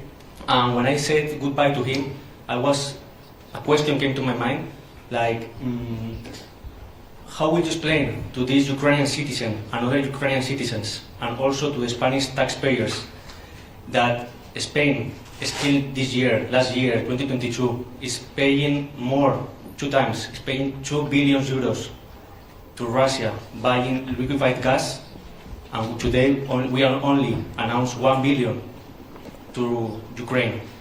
And so I would like to ask you, what will you tell to him, to Spanish taxpayers, because this money is still helping to fund the war. And to President Zelensky, I would like to ask that you said trust with partners is very important. So I would like to know, how do you feel with partners that still pays money, a lot of money, more money than they give to you, to the enemy, or partially at least? Thank you very much. Thank you. Well, thank you for the questions. First of all, Spain has supported all the sanctions packages approved by the Council. And we've been very constructive and positive in order to increase the pressure on Russian shoulders in order to stop the war. Second, you're talking about private contracts, but the political will of the Spanish government, and I would say the Spanish society, is to reduce and diversify our energy dependencies towards other countries. And we have done so. We have done so. Our main provider is now in North America, not only the US, but also Canada. And last but not least, I would say that that we have committed ourselves as Spanish government to devote €1 billion for the next 10 years, each year, in order to provide that military capabilities to Ukraine. So, you know, we are supporting Ukraine, we are supporting President Zelenskyy and his government, and I do believe that even if we're far away from the front line, because we are coming from the Iberian Peninsula, we have also a good representation of the Iberian Peninsula with the President of the Council, Antonio Costa, and myself. I think that people in our society understand quite well the importance of defending and providing this support to Ukraine and its people in order to guarantee that peace and security in Ukraine and in Europe. And by the way, you know, when it comes to enlargement, since we come from a country which became a member state of the European Union back in the 80s of the 20th century, we're always open and very constructive in the approach of the enlargement of Ukraine, Moldova, and Western Balkans. So, you know, I think that, and this is not because it's the political will of the government, it's the political will of the Spanish society, which really feel that solidarity before, when we were, you know, with some problems, and nowadays, when other countries, such as Ukraine, need that solidarity. And I'm also very happy that we agreed with President Zelenskyy to open a Ukrainian hub in Spain, since we are the fourth largest country in the European Union receiving Ukrainian refugees in our country, to provide that services not only from the Spanish government but also from the Ukrainian government. Okay, one last one to wrap up from the Ukrainian media to Ukrainian president. 1+1. Прошу, слово вам. Пане президенте, ви не раз говорили про те, що Росія насправді абсолютно не прагне миру, і, власне, в підтвердження цих слів сьогодні маємо картину, коли тут об'єднаний світ збирається для того, щоб поговорити про мир, поговорити про домовленості, вирішити нагальну проблему. Росіяни в обличчі Лаврова говорять про те, що ми не проти, щоб Європа була на перемовинах, проте ми все одно не припинимо вогонь, якщо не задовольнять все, що хочемо ми. Тобто позиція у них конкретна. Ви сьогодні згадали і сказали про те, що хочете, аби до кінця року ми мали мир. В зв'язку з такою позицією росіян, взагалі, наскільки вірогідна перспектива такого швидкого миру, хоча б до кінця року, ми не говоримо про тижні. І дуже часто минулого тижня звучала фраза про те, що треба йти на поступки. Для України яка межа між поступками і яка межа між примусом до миру, який може бути зрадою, як сьогодні зауважив ваш чеський колега? Дякую. Дякую за запитання. Це ж не перший ультиматум Російської Федерації. Я, якщо чесно, навіть не чув, або ті самі слова ми чуємо там кожного тижня. Нічого нового немає.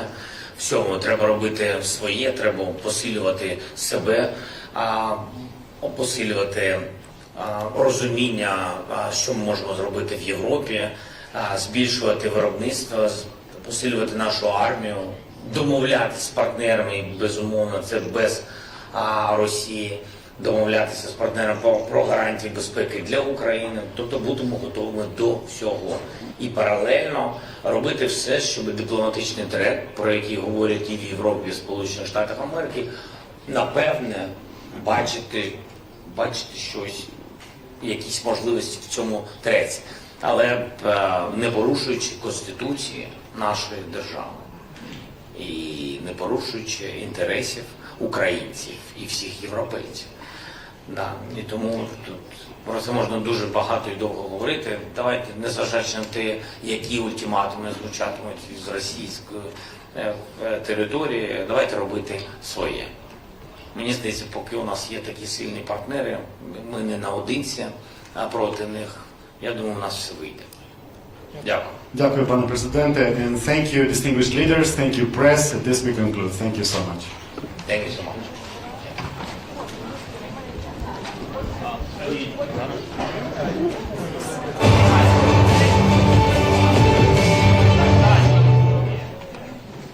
Sì.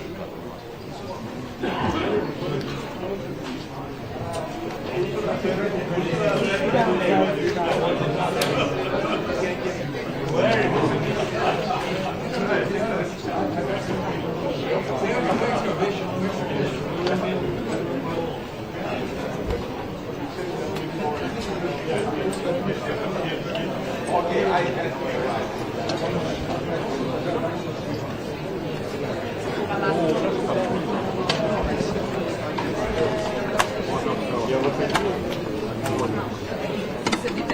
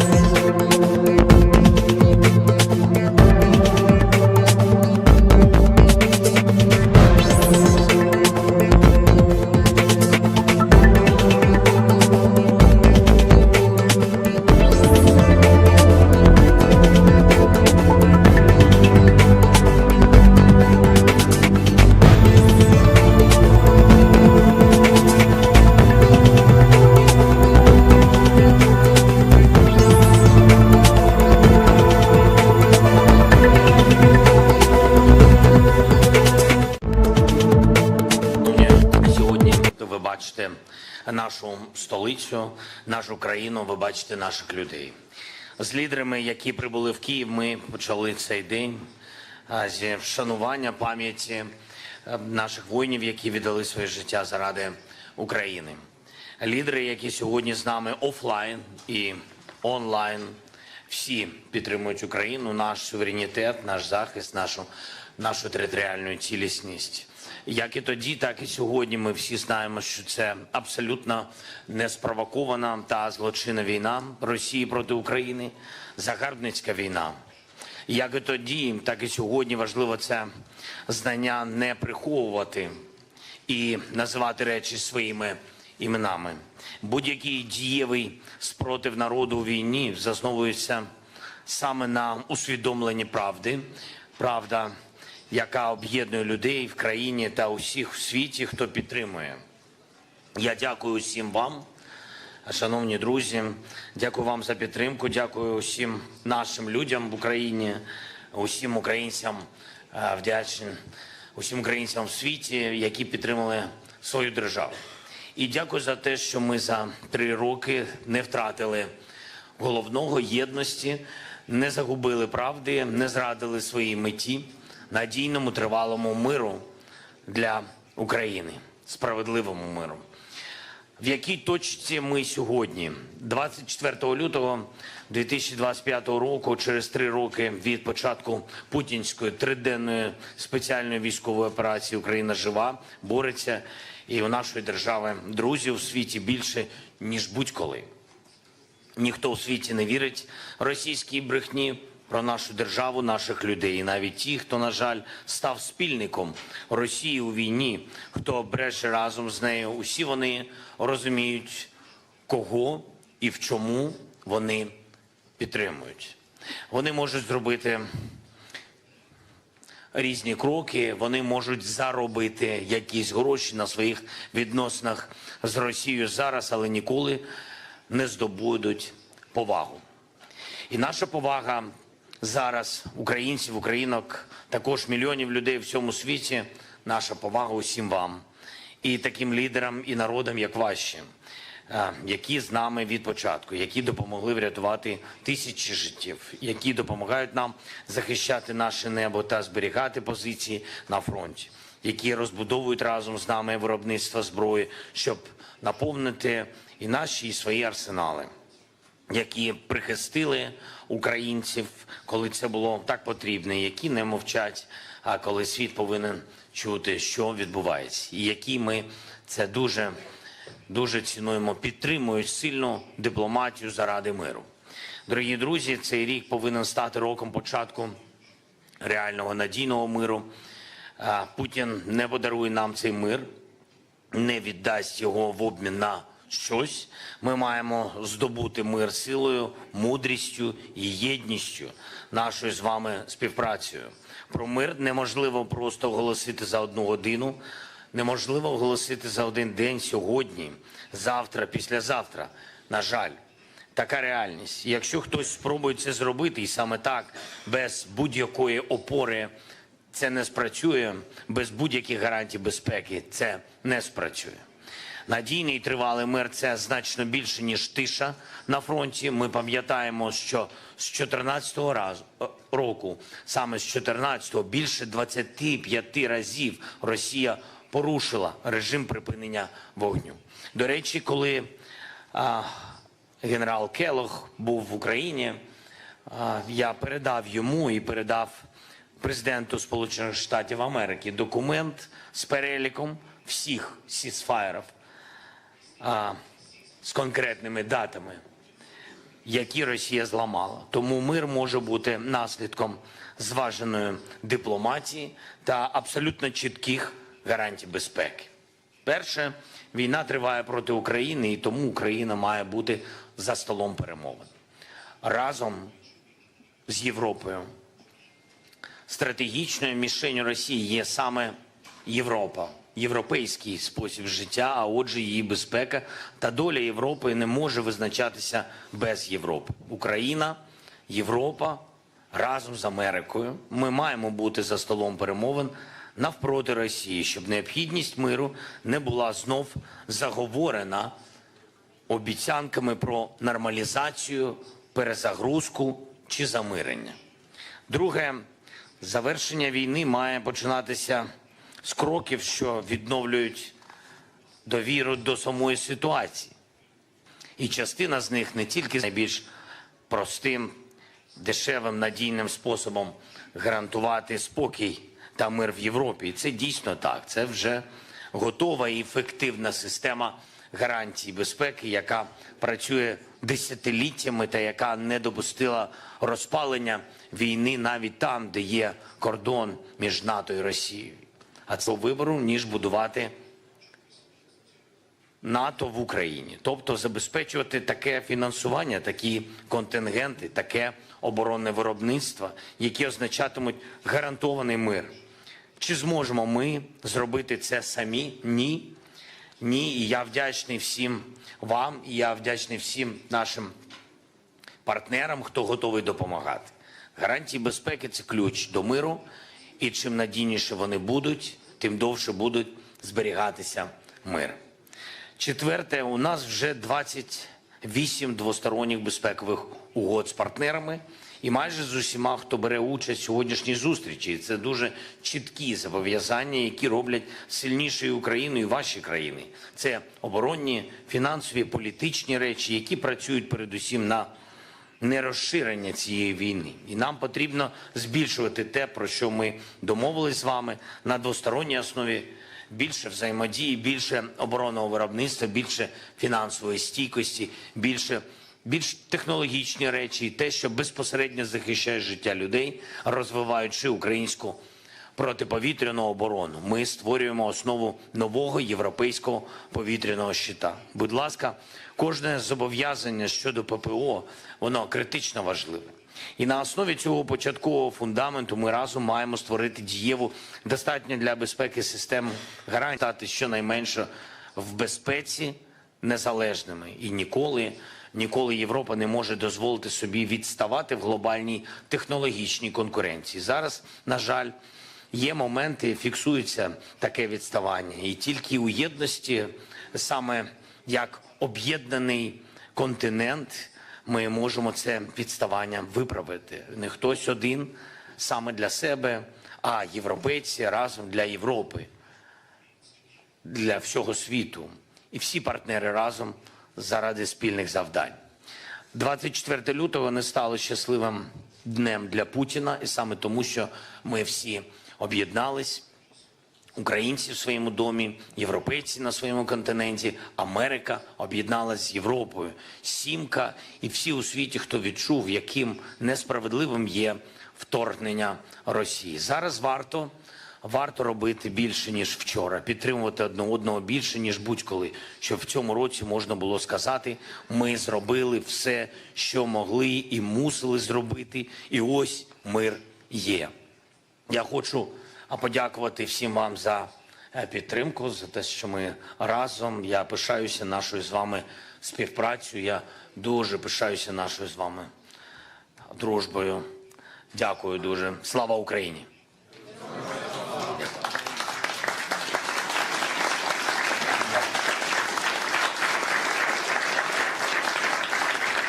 Пані та панове, модератор заходу. Президенти, шановні лідери, шановні учасники, для нас сьогодні велика честь вітати вас в Києві, столиці країни, яка воює в особливий день, 3-ті роковини повномасштабного російського вторгнення на саміті «Підтримуй Україну». Російська агресія почалась понад 11 років тому, і цілі Росії залишаються незмінними. І ви були з нами від перших секунд повномасштабного вторгнення. Ми це дуже цінуємо і ніколи не забудемо. Наші рішення визначають, в якому світі житимуть наші діти. Українські воїни мужньо відстоюють наші спільні інтереси та цінності на полі бою. І ми вдячні нашим надійним союзникам. Ваша підтримка є фундаментально важливою для продовження цієї боротьби. Тепер хотів би надати слово нашим шановним гостям. І для мене велика честь запросити виступити його високоповажність пана Гітанаса Наусєду, президента Литовської Республіки. Литва є в Україні. І останні події Вони приносять лише занепокоєння, аніж чіткість. Втім, ми не маємо розчаровуватися. Зібрали для того, щоб підтвердити нашу потужну рішучість дотримуватися принципів статуту Організації Об'єднаних Націй. Я хотів би викласти свої пропозиції для всіх лідерів країн, які підтримують Україну. По-перше, ми маємо невідкладно забезпечити підтримку України сучасним озброєнням відповідно до потреб, зокрема системами ППО та спроможностями наносити удари на велику дальність.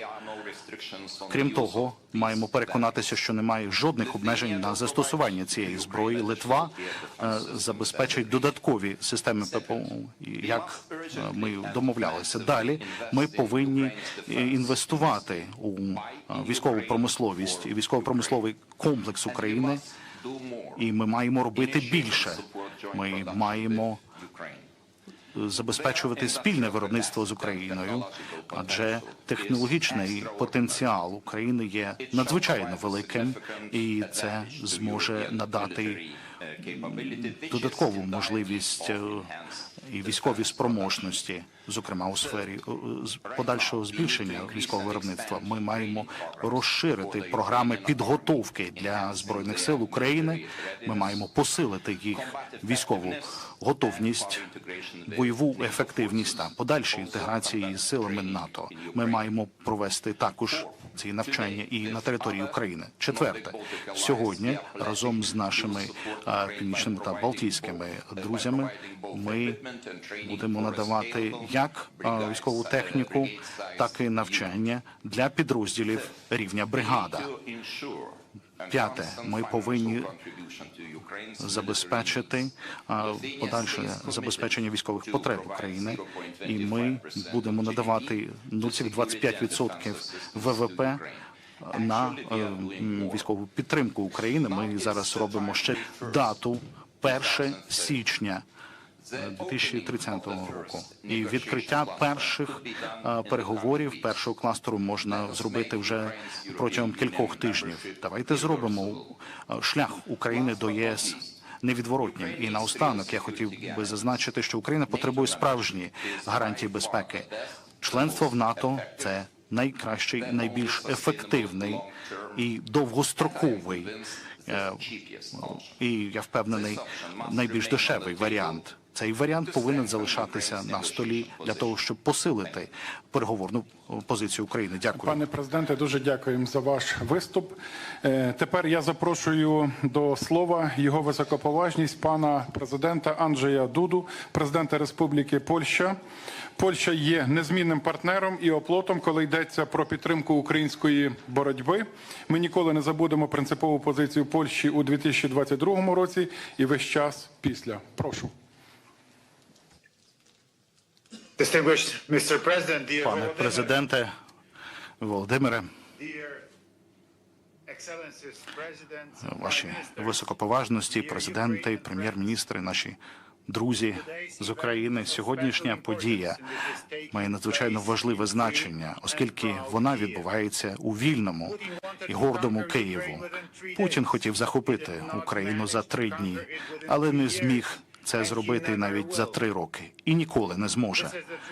Це справжня міра рішучості, віри у незалежність українського народу та свободу. Пані та панове, Польща буде продовжувати вести послідовну політику по відношенню до України. Польща допомагала Україні. Ми були першою, хто визнав незалежність України в 91-му році. Ми вас підтримували під час помаранчевої революції. Ми допомагали Україні, коли президент Лех Качинський попереджав світ про можливе вторгнення Росії в 2008 році, коли російські танки йшли на Тбілісі. Я особисто відвідував Київ разом з президентом Науседою 23 лютого 22 року, буквально за кілька годин до початку повномасштабної агресії Росії, для того, щоб висловити солідарність з Україною і для того, щоб продемонструвати польську допомогу у складні часи. Саме тому я хочу вас запевнити, що ви завжди можете розраховувати на Польщу і що ми ніколи не полишимо демократичну та незалежну Україну. І ми також продовжуватимемо послідовну політику по відношенню до Росії. Ми завжди попереджали про справжні наміри Кремля. Більше того, ми є серед тих країн, які відчули дух російського імперіалізму, і ми попереджали світ роками, до чого це зможе призвести. Більше того, ми попереджали Європу про збільшення залежності від енергоносіїв з Росії, бо ми чудово знали, що це лише ще один тип зброї. Дотримуватися нашого підходу до Сполучених Штатів. Не буде кращого гарантора безпеки, ніж Північно-Атлантичний альянс. І з Сполученими Штатами як одного з цих ключових членів. Саме тому протягом свого перебування на посаді я постійно висловлювався за підвищення присутності Сполучених Штатів в Польщі та в Європі. Ми при цьому не забуваємо той факт, що не буде сильного НАТО без сильної Європи. Таким чином, як президент Польщі, я пропонував минулого року підвищити витрати на оборону принаймні до 3% ВВП усіма країнами-членами НАТО. В Польщі ми вже витрачаємо майже 5% ВВП, оскільки ми знаємо, наскільки важливою це є для нас, для нашої безпеки і для нашого регіону Європи. Лише військово потужна Європа може надати допомогу Україні і надати надійні безпекові гарантії. Пані та панове, в цей день, коли ми згадуємо про повномасштабне вторгнення Росії до України, я хочу наголосити, що всі ми тут хочемо миру. Але той мир, який ми намагаємося отримати, має бути справедливим, довготривалим і має основуватися на гарантіях безпеки. Більше того, Україна має бути представлена від самого початку офіційних переговорів. В іншому випадку недовготривалий мир швидко перейде у нову війну, можливо, навіть більш кроваву. Дякую. Дякую вам дуже, пане президенте. А зараз я радий запросити до виступу його високоповажність пана Франка-Вальтера Штайнмаєра, федерального президента Федеративної Республіки Німеччина. Німеччина – незмінний лідер у реалізації найбільш важких завдань на підтримку України. Ми цінуємо це та розраховуємо на вашу подальшу роль лідера. Будь ласка.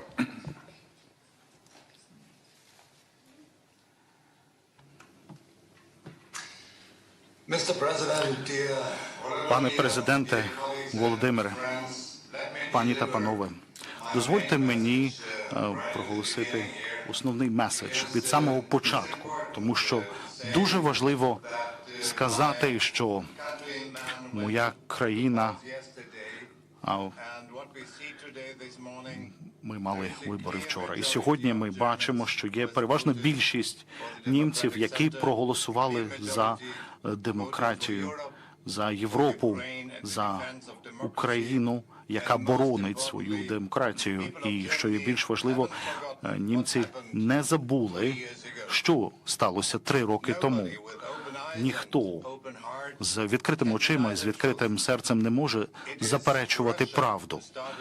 Саме Росія розпочала цю війну.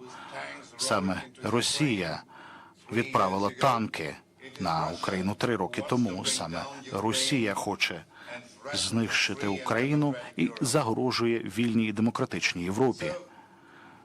Таким чином, шановні колеги, що відбувалося протягом останніх кількох тижнів?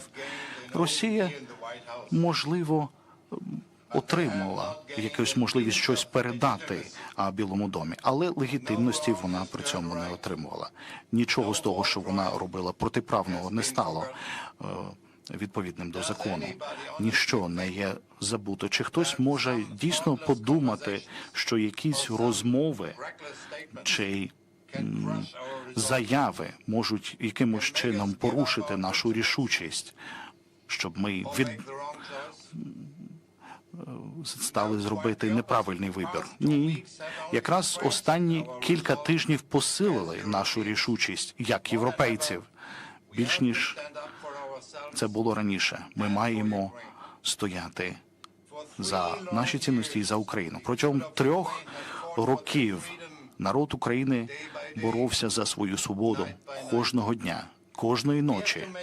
Ми повинні зробити все можливе, щоб мужність і пожертва українців не були просто так. Ми повинні зробити все можливе для того, щоб Україна досягла справедливого та довготривалого миру. Хто б що не казав, немає сенсу проводити переговори без України. Ми маємо зробити все можливе, аби Україну не змушували My own country devotes 0.25 of GDP to Ukraine's military aid. We will continue to do that. Dear colleagues, to be strong like Ukraine, it is time to step up our efforts in defense and deterrence, boost defense industry. We need weapons now and not in 10 years, for both Ukraine and also for ourselves. Unfortunately, the age of hard power has re-emerged, and we need hard power. Europe must act now. Latvia has made the decision to invest 4% of GDP in defense with the aim to reach 5% in the near future. And I think that the new norm for NATO and Europe is 3.5% of GDP. Ladies and gentlemen, we all want just and lasting peace for Ukraine. In order to achieve this goal, we need the United States, its commitment and goodwill. Equally, we need to step up European responsibility and effort. And we are at the opening of this process. Search for the best solution is not an easy one. And I believe that Ukraine, Europe, the United States can and should work to achieve this goal. We sometimes have disagreements, we sometimes have harsh rhetoric. But it is important that we all search for solutions. If we try hard, we definitely are going to succeed. Slava Ukraini! Дуже дякуємо, пане президенте. В Україні лунає повітряна тривога. Ми пам'ятаємо, що ми зараз живемо у час, військовий час, тому ще раз хотів це нагадати. І прошу взяти слово його високоповажність пана Петра Павла, президента Чеської Республіки. Чеська підтримка надзвичайно важлива. Ми цінуємо чеську артилерійську ініціативу, яка є успішною та інноваційним інструментом, який підтримує нашу боротьбу. Прошу, пане президенте. Thank you. Dear Volodymyr, dear colleagues, heads of states and governments, European Commission and European Council, it's great to see us all around the table, both physically and online, in support of Ukraine. For all of these 3 long years, when Russia is waging a full-scale war against Ukraine, I have no doubt that the ultimate goal of this aggression has always been to wipe Ukraine as we know it off the map. Yet the resilience of the Ukrainian people has proven to be unbreakable, and it deserves not only our admiration but also our full respect. We all sincerely want a peace in Ukraine and for its people, but not a peace at any cost. A peace built on the humiliation of the victim, one that rewards Russia for its aggression, would not be a true peace. It would be a betrayal. We Czechs know all too well what such a betrayal feels like, having experienced it with the 1938 Munich Agreement.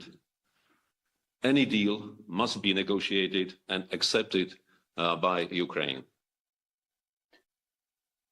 It is obvious that every negotiation must begin with a clear recognition who is the aggressor and who is the victim. No room for ambiguity here.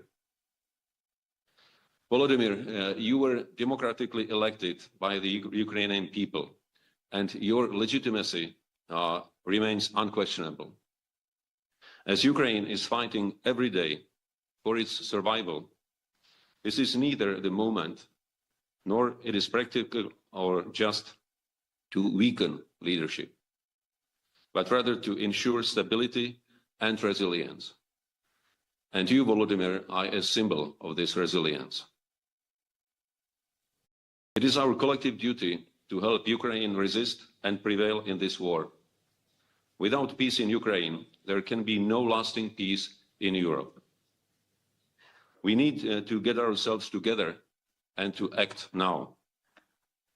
Deterring Russia is the only way forward. Today, I would like to stress 5 points.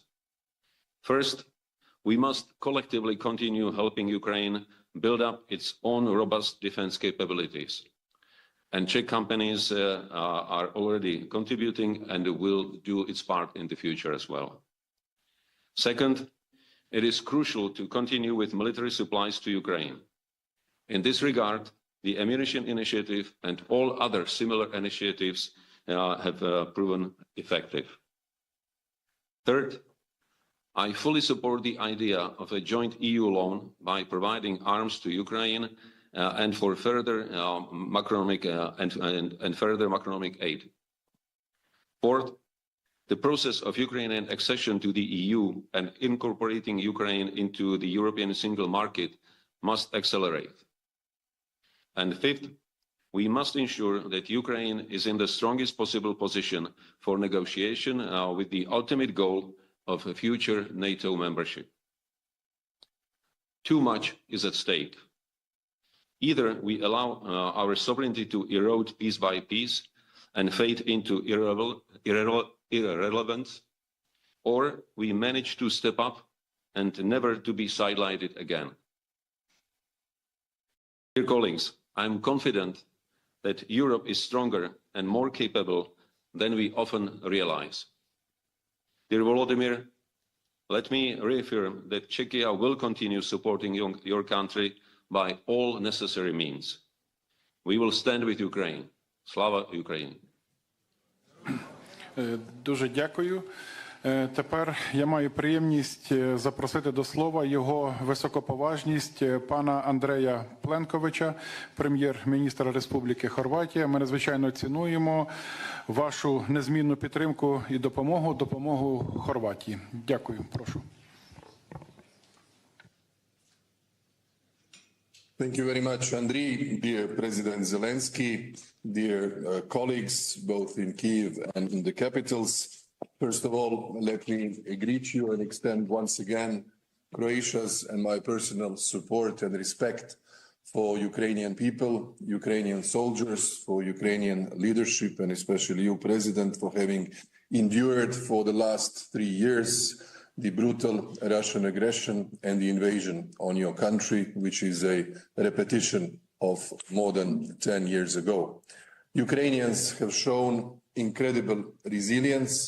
They have shown heroism. They have shown strong desire to defend its freedom, its territory, its land. But you have also demonstrated a strong message to the rest of the world that the violation of international law and the international order and the values that we all share and that the world has been functioning on over the past 8 decades is something that Ukrainians respect and want to live with. Croatia has been not only a historical friend of Ukraine and the Ukrainians, but one of those countries who has 30 years ago found itself in a similar situation, facing a stronger adversary, facing aggression and facing occupation of its territories. How did we prevail and how did we overcome? It took us time to gain strength and to reach the balance of power, and even to use the potential of, at the time, Croatian military and Croatian police to regain back our territories. The other part of occupied territories we reintegrated peacefully with the help of the United Nations mission in Croatia, the only 100% successful mission of this kind, reintegrating the territory and ensuring Croatia's territorial integrity. The lessons of Croatia can be very helpful and useful for Ukraine. And that's why I would like to say a few points today. Only strong Ukraine, economically, financially, and militarily, with our joint support and delivery of more military assistance, will be able to guarantee its freedom and to guarantee the security of its people. Second point is that the peace efforts which are currently on the table should be leading to a just, comprehensive peace that will not violate the principles of international law, and that is your sovereignty and your territorial integrity. Peace should not be seen in the wider political and mediatic space as an opportunity to comment that it was a forced capitulation of Ukraine. Peace should not be seen as an opportunity to leave the political space to Russia to claim victory.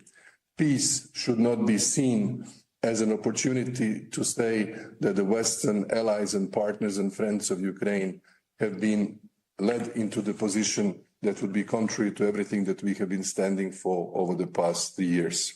Peace should be stopping the killing, but should immediately include the plan of the reintegration of your occupied territories. That is the just way to continue. That should be the way where the European Union should voice and articulate its strong stance. Slava Ukraini, and thank you for being with you today, and thank you for Ukrainians for showing us the strength and the thrive for freedom. Дякуємо, шановний пане прем'єр-міністре. Мені зараз дуже приємно запросити до слова його високоповажність пана Олександра Стуба, президента Фінляндської Республіки. Підтримка Фінляндії є дуже цілеспрямованою та ефективною. Дякуємо вашій країні за послідовну і непохитну позицію. Ви добре знаєте, що означає жити поруч з Росією. Будь ласка. Thank you very much.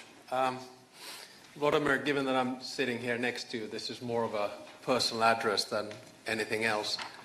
You see, I think we in Finland understand. Under the above-mentioned Article 51, following unprovoked, mean, brutal, genocidal war. While persisting in defending our country until the threat is over, we strive for peace. Peace that will give the world another chance to live according to the rules. When all nations, regardless of the size of geography, will equally enjoy their sovereign rights, rather than depend upon the mercy of more powerful. This is the spirit that should guide us during the vote on the draft resolution, advancing a comprehensive, just, and lasting peace in Ukraine. I am confirmed that it will be a vote for peace, for the UN Charter, and for each member state. I urge you to vote in favor of Ukraine's draft resolution. Thank you so much.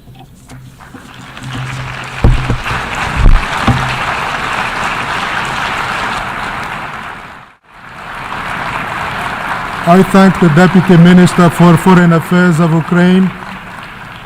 I now give the floor to the distinguished representative of the United States to introduce draft resolution A/ES-11/L.11.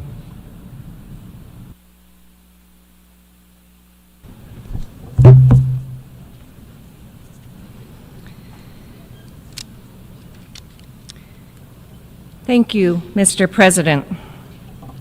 Mr. President, Excellencies, colleagues, today marks 3 years since the escalation of the Russia-Ukraine war. We have all been concerned about the suffering in Ukraine and the war's effects on the rest of the world.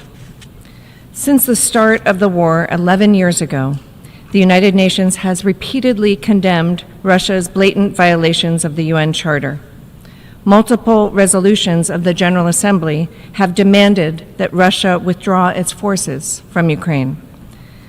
Those resolutions have failed to stop the war. It has now dragged on for far too long and at far too terrible a cost to the people in Ukraine, in Russia, and beyond. Generations of Ukrainians and Russians have died unnecessarily as the war has brought the world closer to a nuclear confrontation. The longer it continues, the greater the suffering for both nations. This war must end now.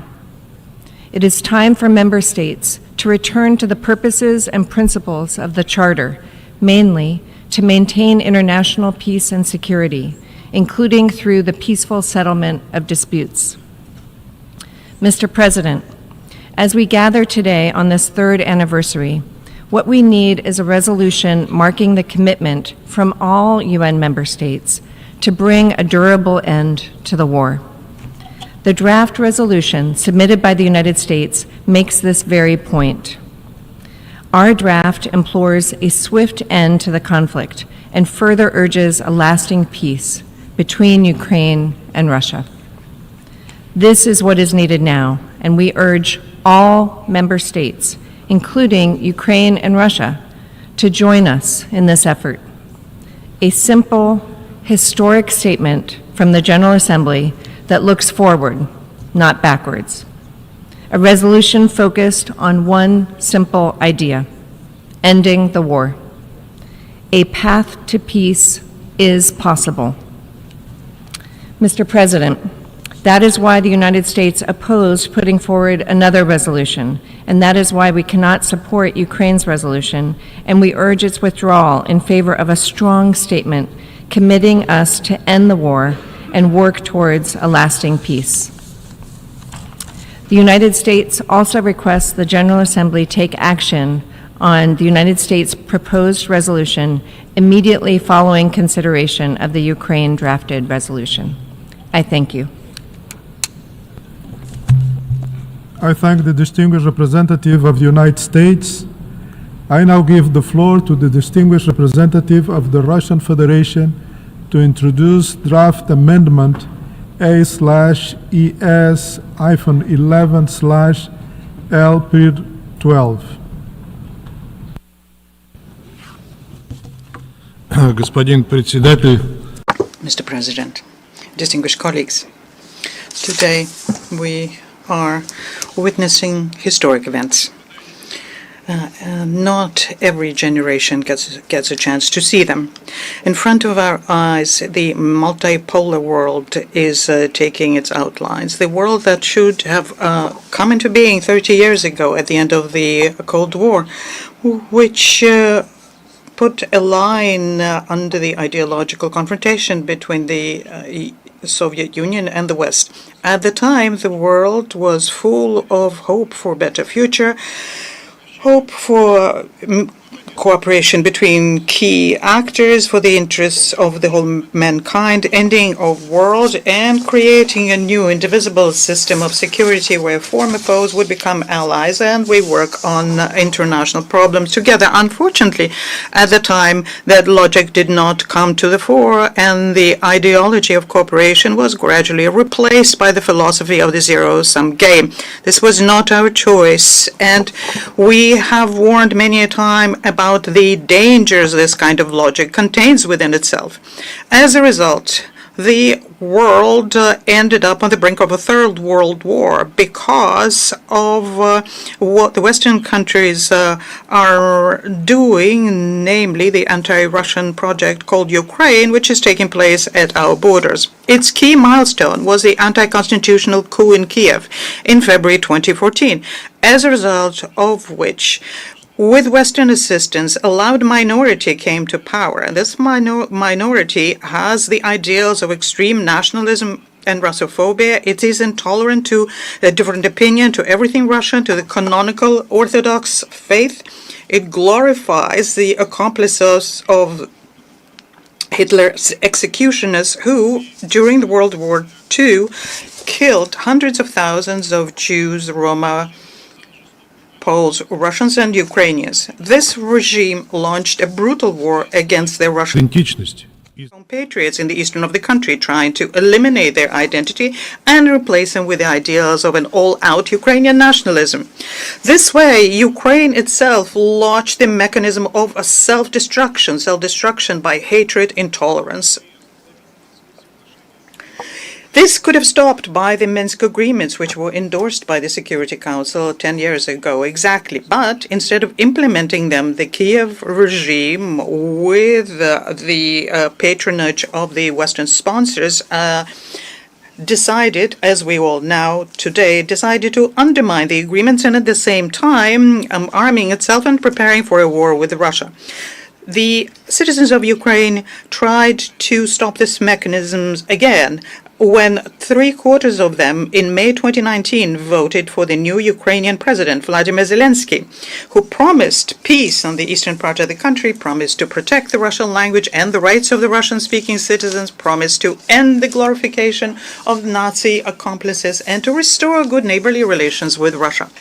Unfortunately, when he became president, he treacherously turned the country back to its earlier suicidal and inhumane course. All this time, Russia, on its part, showed patience and restraints, did not give in to the provocations from Kyiv and its Western sponsors. And we kept stating very clearly at the same time that we were not going to give up on the Russian people. We will not allow them to be persecuted or to have their identity to be changed. There was another red line for us, and that was Ukraine's membership in NATO. That created an unacceptable military strategic risks for Russia. And we're trying to sort it out peacefully with Kyiv and Washington and Brussels. No one listened to us. No one took us seriously. And it was only when 3 years ago it became absolutely clear that both of the red lines were going to imminently crossed by Ukraine, we had to start the special military operation, stating clearly what its goals were. From the very first day of the operation at the same time, we kept talking that we stand ready to arrive at the special military operations goals through peaceful means, and that, in fact, that would be our preference. Today, the Kyiv regime is on the brink of a crushing military defeat and continues sacrificing tens of thousands of Ukrainian people and women. Most of them have to be mobilized by force. For Zelenskyy and his clique, who usurped power and who refused in May last year to conduct elections in violation of Ukraine's constitution, they find it's unacceptable to have any talk about peace unless they're on the basis of the ultimatum and the provisions from the Zelenskiy formula, which has no relation with what's happening on the battlefield. Maniacal thrust to inflict a strategic defeat on Russia and egged on by some Western sponsors, the UK first and foremost, this former actor rejected the Istanbul agreements in April 2022, which had already been initiated, and also passed a law banning himself and his colleagues to have any negotiation with Russian authorities. Over the past 3 years, Ukraine received hundreds of billions of dollars of support. The country kept receiving weapons and mercenaries and intelligence data. In other words, Ukraine became a private military company of sorts, fighting for Western geopolitical interests. Become a classic proxy war by Russia against the countries of NATO. Despite that, the Ukrainian army suffered catastrophic losses, and the capitulation of the Kyiv regime is a matter of time. And we have said this many times, including this hall. Trying to drag the Western countries at any cost in confrontation with Russia. In August of last year, Zelenskyy started a suicidal aggression against a peaceful Russian region in the Kursk Oblast. As a result, as we know today from witnesses and Ukrainian soldiers who were captured, hundreds of peaceful citizens were killed and tortured. And the Ukrainian occupiers were involved in looting, violence, and pillaging. The expectation was that Russia was going to react to this equally brutally, and the public opinion will once again take the side of Kyiv. This similarly to what was being done by the crude provocation in Bucha, whose investigation, by the way, is being slow-walked by the Kyiv regime. The Kursk misadventure of Zelenskyy, as you know, was futile. It only accelerated the collapse on the Eastern Front, where Ukraine is lacking resources. They're all being burned in the Kursk Oblast. Today, the Ukrainian army controls little more than 1/3 of the original territory there and is suffering horrifying. In parallel to that, the Russian army is moving forward in Donbass, Zaporozhskaya, and Kherson Oblast, the oblast, which became part of Russia in the fall of 2022 as a result of a referendum. Every day we learn new names of liberated places and, unfortunately, new horrifying figures of Ukrainian army losses or other cannon fodder, which Zelenskyy turned it into. The new regions of Russia are seeing hundreds of thousands of people arriving from Ukraine, and this disproves the Ukrainian propaganda statement that people, their people hate the Russians. When we've stated this clearly, we're not fighting for territories, we're fighting for people. As we all know, the hopelessness of Zelenskyy regime recently have become obvious also to the main sponsor of the Kyiv junta, the United States. The Republican administration, led by President Trump, finally saw the real face of the expired Ukrainian president and realized that he is not at all interested in having peace in this country because he is clinging to power with everything that he has, is fearful of democratic elections where he has no chance of winning. He's not interested in anything else, and he's ready to sacrifice the entire people of Ukraine and its natural resource in order to hold on to his power.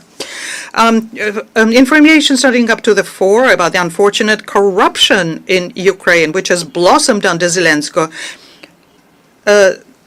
stealing of Western assistance and the reselling on the black market of weapons supplies, hundreds of billions of dollars worth, and the blood-curdling instances of human rights violations, for which the Ukrainians nicknamed their country the Zelenskiy concentration camp. The number of those who want to leave the Ukraine in order to avoid prosecution and avoid going to the front is extraordinarily high, but the Kyiv potentate does not allow people from the country. It's clear that under these conditions where we have in Kyiv a former comedian is very worried by direct negotiations, direct talks between Russia and the United States about the means of settling the Ukrainian crisis and removing the reasons which led to its existence, which would drastically improve the international situation. The European countries are also worried by that. They have spent years helping the Kyiv clique and covered its crimes, and they nurtured Russophobia. They try to ignore the fact that the wind has changed and there is a clear demand for peace now. And the impediment to that is the Kyiv usurper and his accomplices. They're not at the rudder anymore, but these pathetic peacekeepers are at a loss, but do continue to lecture the rest of the world about how we're supposed to live in this beautiful garden. Colleagues, the draft by EU and Ukraine today is directly related to this bubble. It is slapped together by this grouping which is trying to ignore realities on the ground on the one hand and include into the key elements from the Zelenskyy formula, the failed Bergenstock process, and on the other hand trying to cover it up at the same time, round it off to make sure that the countries of the global south do not see such unpleasant undertakings. They are very interested in figures today to present them as support of the Kyiv regime and prolong its agony for some time. But it will be the everyday Ukrainians who will pay for this with their lives. Think about this. Many of us are asked us about what would be the right way to vote, choosing between the two texts, the EU-Ukrainian text and the American text. Well, everyone who's going to press the button during the voting process today has the chance. You either play along with Zelenskyy and his sponsors and support their incantations, which are divorced of realities, or make a choice in favor of practical, realistic steps which can stop the hostilities in Ukraine in the very near future. Don't get deceived and make the right choice here. The second draft resolution was submitted by our American colleagues, and this text is, of course, a step in the right direction. To make sure that this initiative is fully in line with the understandings arrived at during the Russian and American context at the highest and high levels, we introduced an amendment to that about the need to eliminate the root causes of the Ukrainian crisis. And this, by the way, was mentioned by President Trump several times. This would help with its lasting settlement, as is proposed by the United States in their text. And we expect, we trust that, hope for the support of all sensible delegations in this room. As regards the amendments from some states of the European Union, amendments to the American text, well, they clearly replace the essence of that text.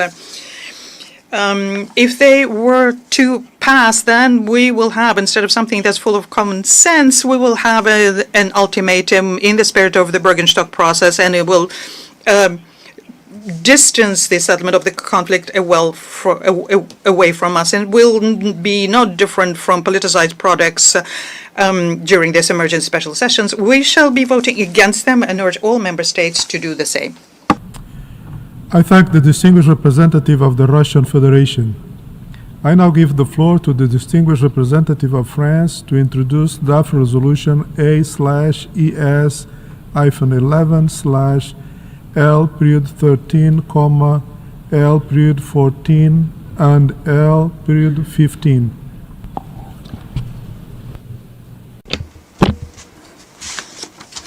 Mr. President, I have the honor of presenting on behalf of France and the 23 members of the European Union and the United Kingdom 3 amendments to draft resolution A/ES-11/L11 submitted by the United States of America, which our countries will not be able to support in its current form.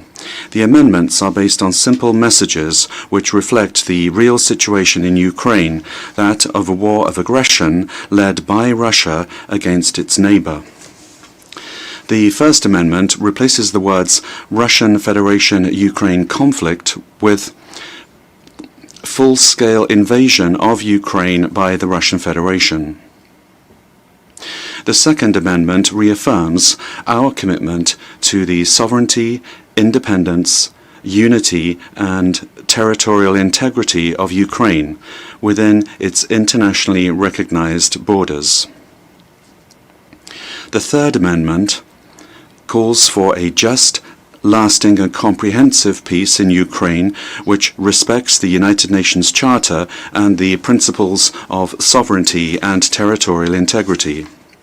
We call upon all member states to vote in favor of these 3 amendments, which recall that in this conflict there is an aggressor state and a state subject to that aggression. And this marks our attachment to peace and a just and which must take as its basis the United Nations Charter and international law.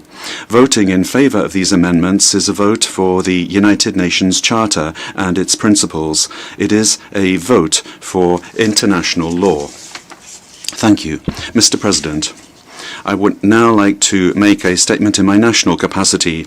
We're meeting today 3 years, day for day, after the beginning of the large-scale invasion of Ukraine by Russia to call for a global, just and lasting peace in Ukraine. 3 years ago, Russia launched a brutal and unjustified war of aggression against a sovereign state, Ukraine, which was not threatening it in any way, and it already was illegally occupying part of its territory, and that since 2014. In doing this, Russia violated and continues to flagrantly violate the United Nations Charter and the principles of sovereignty and territorial integrity that we all share. Russia, for 3 years now, has been inflicting unbearable suffering on the civilian population of Ukraine. Millions of Ukrainian men and women today are either refugees or have been displaced. Russia is bombing indiscriminately towns and civilian energy infrastructure in Ukraine. This is a risk for the security and safety of nuclear establishments. It is worsening the food crisis throughout the world. It is flouting international humanitarian law. It is guilty of war crimes and even crimes against humanity. The authors of these crimes must be held to account. France will pursue its support for international and Ukrainian jurisdictions, as well as for all of the aimed at establishing responsibility for the crimes committed by Russia in Ukraine. Mr. President, Russia must cease its war of aggression in Ukraine. Since the 16th of March 2022, the International Court of Justice has demanded that Russia immediately suspend its military operations. Since the 24th of February 2022, this is now the 8th time that this General Assembly is meeting in order to condemn the Russian aggression and to call for the respect for the territorial integrity of Ukraine. France is committed to a resolution of the conflict. Our authorities are at the highest levels and are working on this. We want a global peace that is just and lasting, based on the UN Charter and international law. Peace which does not recompense the aggressor, which does not tread underfoot the rights of the party under attack. Peace which respects the sovereignty, territorial integrity and independence of Ukraine. This assembly for 3 years now, with its resolutions on the situation in Ukraine, has been the moral compass of this organization, the guarantor of an international rules-based order based on the sovereign equality between states. Where the Security Council has failed, the General Assembly has defended the law. Today, once again, it can contribute to laying out peace towards solid, just and long-term with our common rules. It is in this spirit, dear colleagues, that we give our full support to the draft resolution tabled today by Ukraine. It is balanced and it is consensual. It is the result of a genuine process of negotiation that was inclusive and transparent. We call upon all member states to support it. Since the beginning of the aggression, Ukraine has been defending itself in accordance with Article 51 of the Charter. It wants peace. It wants this aggression to cease. It wants to participate in any efforts to resolve the conflict. It is right. A resolution to the conflict that will be decided without Ukraine and without Europe will not be a lasting peace. It would establish the primacy of force over law. By legitimizing the claim of spheres of influence in disregard for the sovereign equality between states, it would set the stage for the wars of tomorrow. The support of the General Assembly for the Ukrainian resolution is not just another vote. The United Nations General Assembly must stay the course, that of law, that of the sovereignty of states and respect for their territorial integrity, that of responsibility and that of justice. I thank you. I thank the distinguished representative of France. The representative of Ukraine has moved that after hearing the introduction of all L documents, the Assembly immediately proceed to the consideration of the draft resolution A/ES-11/L.10. The representative of the United States has moved that draft resolution A/ES-11/L.11 be considered immediately after action on draft resolution A/ES-11/L.10. This is on the understanding that if the Assembly were to so decided, and if the Assembly were to subsequently adopt draft resolution L.10, the 11th emergency special session would be adjourned temporarily following the conclusion of the debate on item 5. Is there any objection? I hear no objection, so it is decided.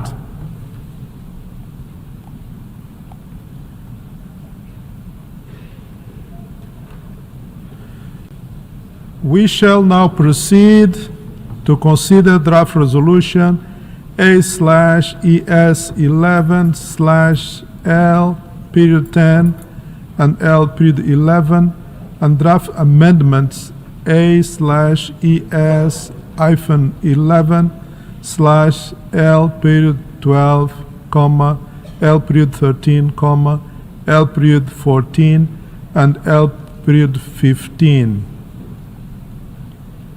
In this connection, since the draft resolution A/ES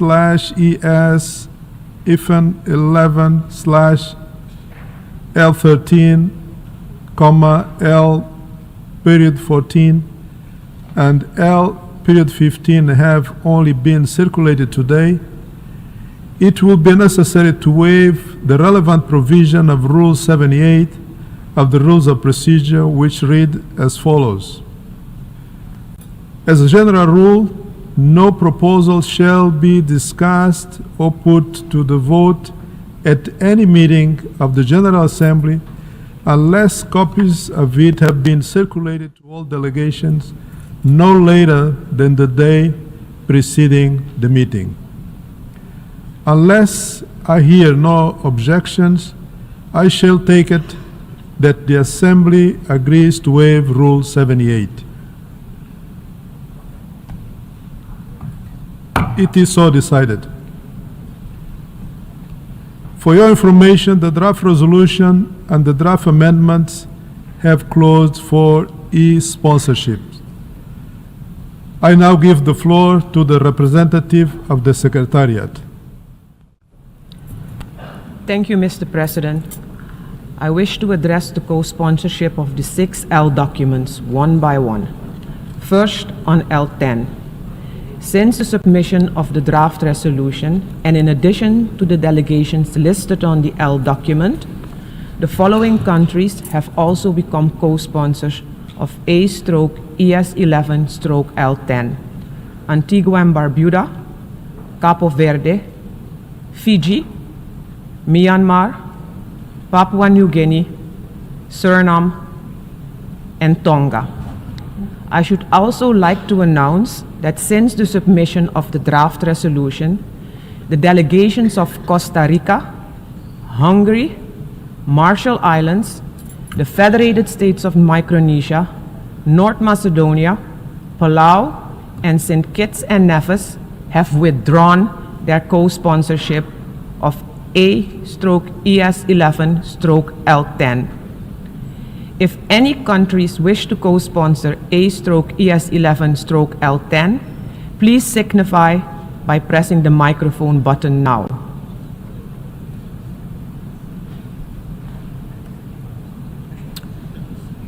I see none. So now we move on to L11. Since the submission of the draft resolution, and in addition to the delegations listed on the L document, the following countries have also become co-sponsors of A/ES11/L11: Albania, Argentina, Georgia, Hungary, Israel, and North Macedonia. If any other countries wish to co-sponsor A/ES11/L11, please signify by pressing the microphone button now. There are none. Next, on to L12. If any countries wish to co-sponsor A/ES11/L12, please signify by pressing the microphone button now.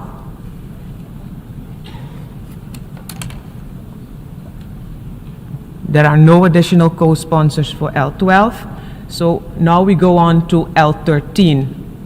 Since the submission of the draft amendment, and in addition to the delegations listed on the L document, the following countries have also become co-sponsors of A/ES11/L13: Canada, Iceland, Italy, Liechtenstein, Monaco, Norway, the Republic of Moldova, and Switzerland. If any other countries wish to co-sponsor A/ES11/L13, please signify by pressing the microphone button now. I see Andorra.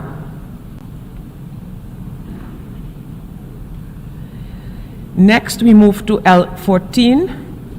If any countries wish to co-sponsor A/ES11/L14, please signify by pressing the microphone button now.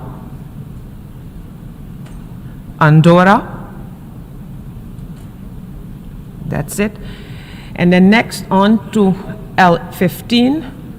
Since the submission of the draft amendment, and in addition to the delegations listed on the L document, the following countries have also become co-sponsors of A/ES11/L15: Canada, Iceland, Italy, Liechtenstein, Monaco, Norway, Republic of Moldova, and Switzerland. If any other countries wish to co-sponsor A/ES11/L15, please signify by pressing the microphone button now. Andorra, Montenegro. That's it. Thank you, Mr. President. I thank the representative of the Secretariat. Delegations wishing to make a statement in explanation of vote before the vote on any proposal item and any proposal under this item, including the proposed amendments, are invited to do so now in one intervention. After action on all of them, there will be an opportunity for explanation of vote after the vote on any or all of them. Before giving the floor for explanation of vote before the vote, may I remind delegation that explanations of vote are limited to 10 minutes and should be made by delegation from their seats. I give the floor to the distinguished representative of China. President, China's position on the Ukraine issue has been clear-cut, unequivocal, and consistent. No sooner had the crisis begun to escalate on a full scale in February 2022 than Chinese President, His Excellency Mr. Xi Jinping, made it clear that the sovereignty and territorial integrity of all countries must be respected, the purposes and principles of the UN Charter upheld, the parties' legitimate security concerns taken seriously, and all pro-peace efforts supported. These are the fundamental tenets that anchor China's position on the Ukraine issue. The past 3 years has witnessed China's continuous intensive efforts to make peace talks happen and make peace come true.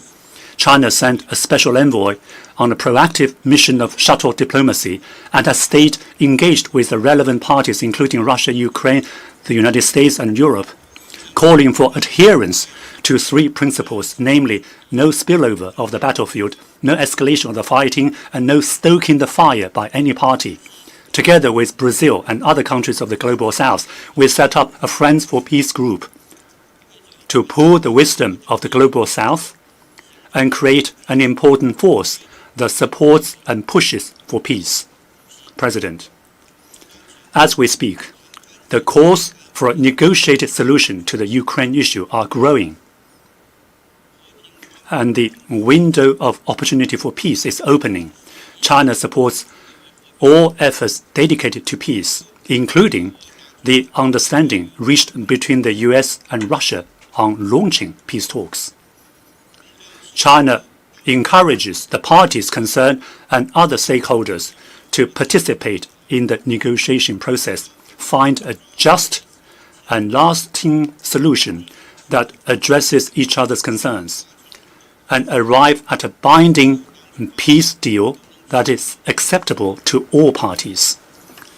We hope Europe will contribute to peace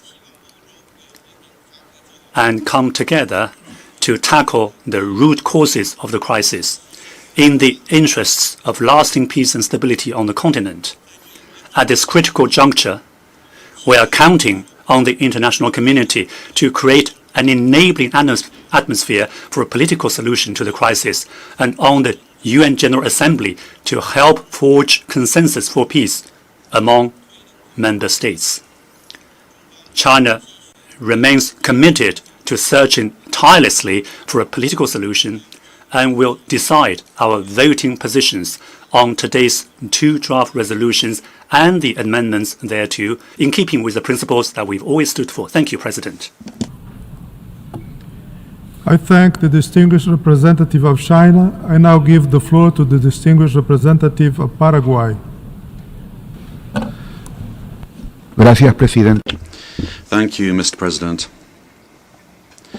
For 3 years now, the deaths have continued to increase, and the devastation has led to terrible humanitarian consequences for the economy and infrastructure. What we all need is an interconnected world, but the situation is disastrous for the countries that are close to the area, that have socio and cultural links to that area. The disaster has has gotten worse. It hasn't tapered off in any way. The priority of this General Assembly and all charter bodies should be to maintain peace and to eradicate war, stop putting an end to the continued loss of life. The responsibility of this General Assembly, in addition to condemning the situation, is to act effectively that will provide a framework where the main parties to a conflict are able to arrive at a substantial understanding with regard to their differences.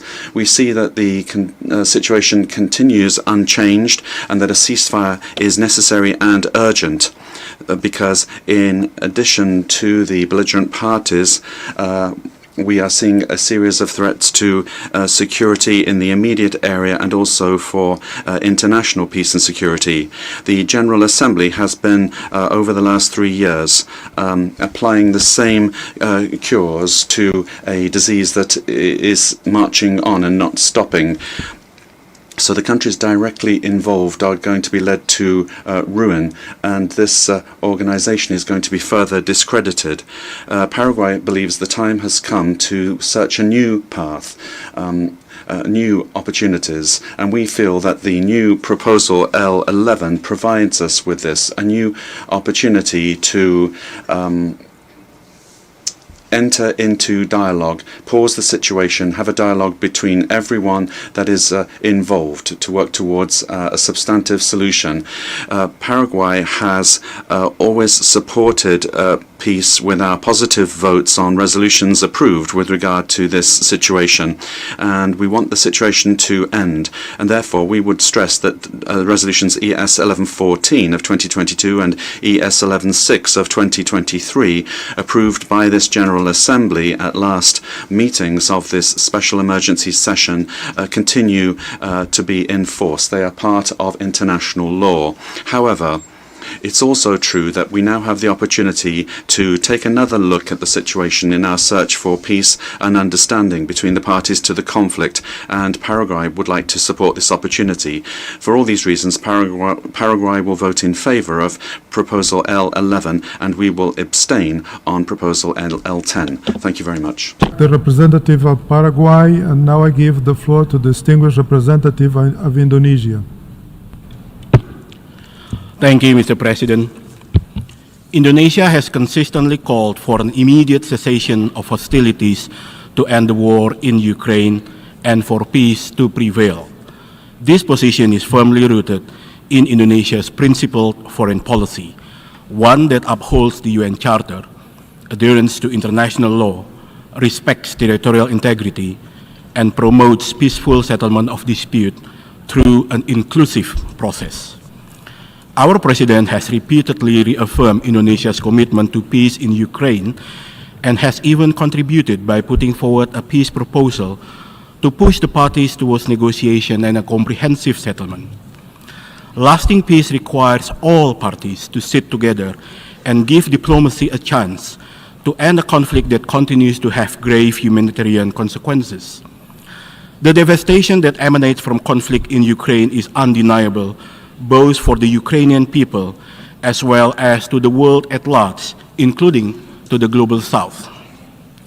Therefore, Indonesia believes that the General Assembly, through this emergency special session, must send a strong and unified message, not that of a division, in response to this situation.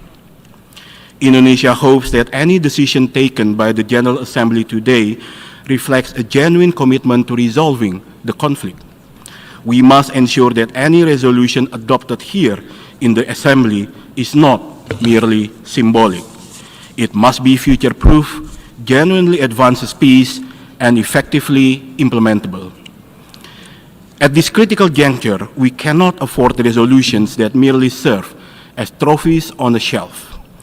Let us therefore work together to uphold the following principles: respect to the UN Charter, international law, and human rights; respect to territorial integrity of any nation; ensure that double standards have no place in the multilateral system; and to guarantee that peace prevails through peaceful settlement of dispute based on an inclusive process that addresses the concerns of all parties. Indonesia's position today on any document will reflect our firm commitment to these principles. Thank you, Mr. President. I thank the distinguished representative of Indonesia.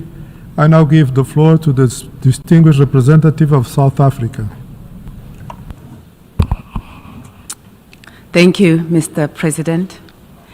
Today, we mark the third anniversary of the conflict between Russia and Ukraine. The failure to resolve this conflict and at its outbreak is a stark indictment of the commitment to the central tenet of this organization, which is the peaceful resolution of conflict.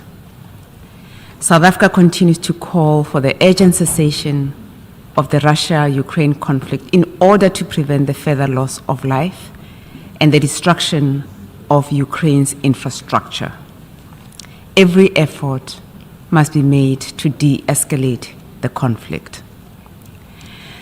South Africa remains firmly committed to the need for a peaceful and negotiated resolution of the conflict within a rules-based system centered on international law, including the respect for human rights and the principles of the UN Charter.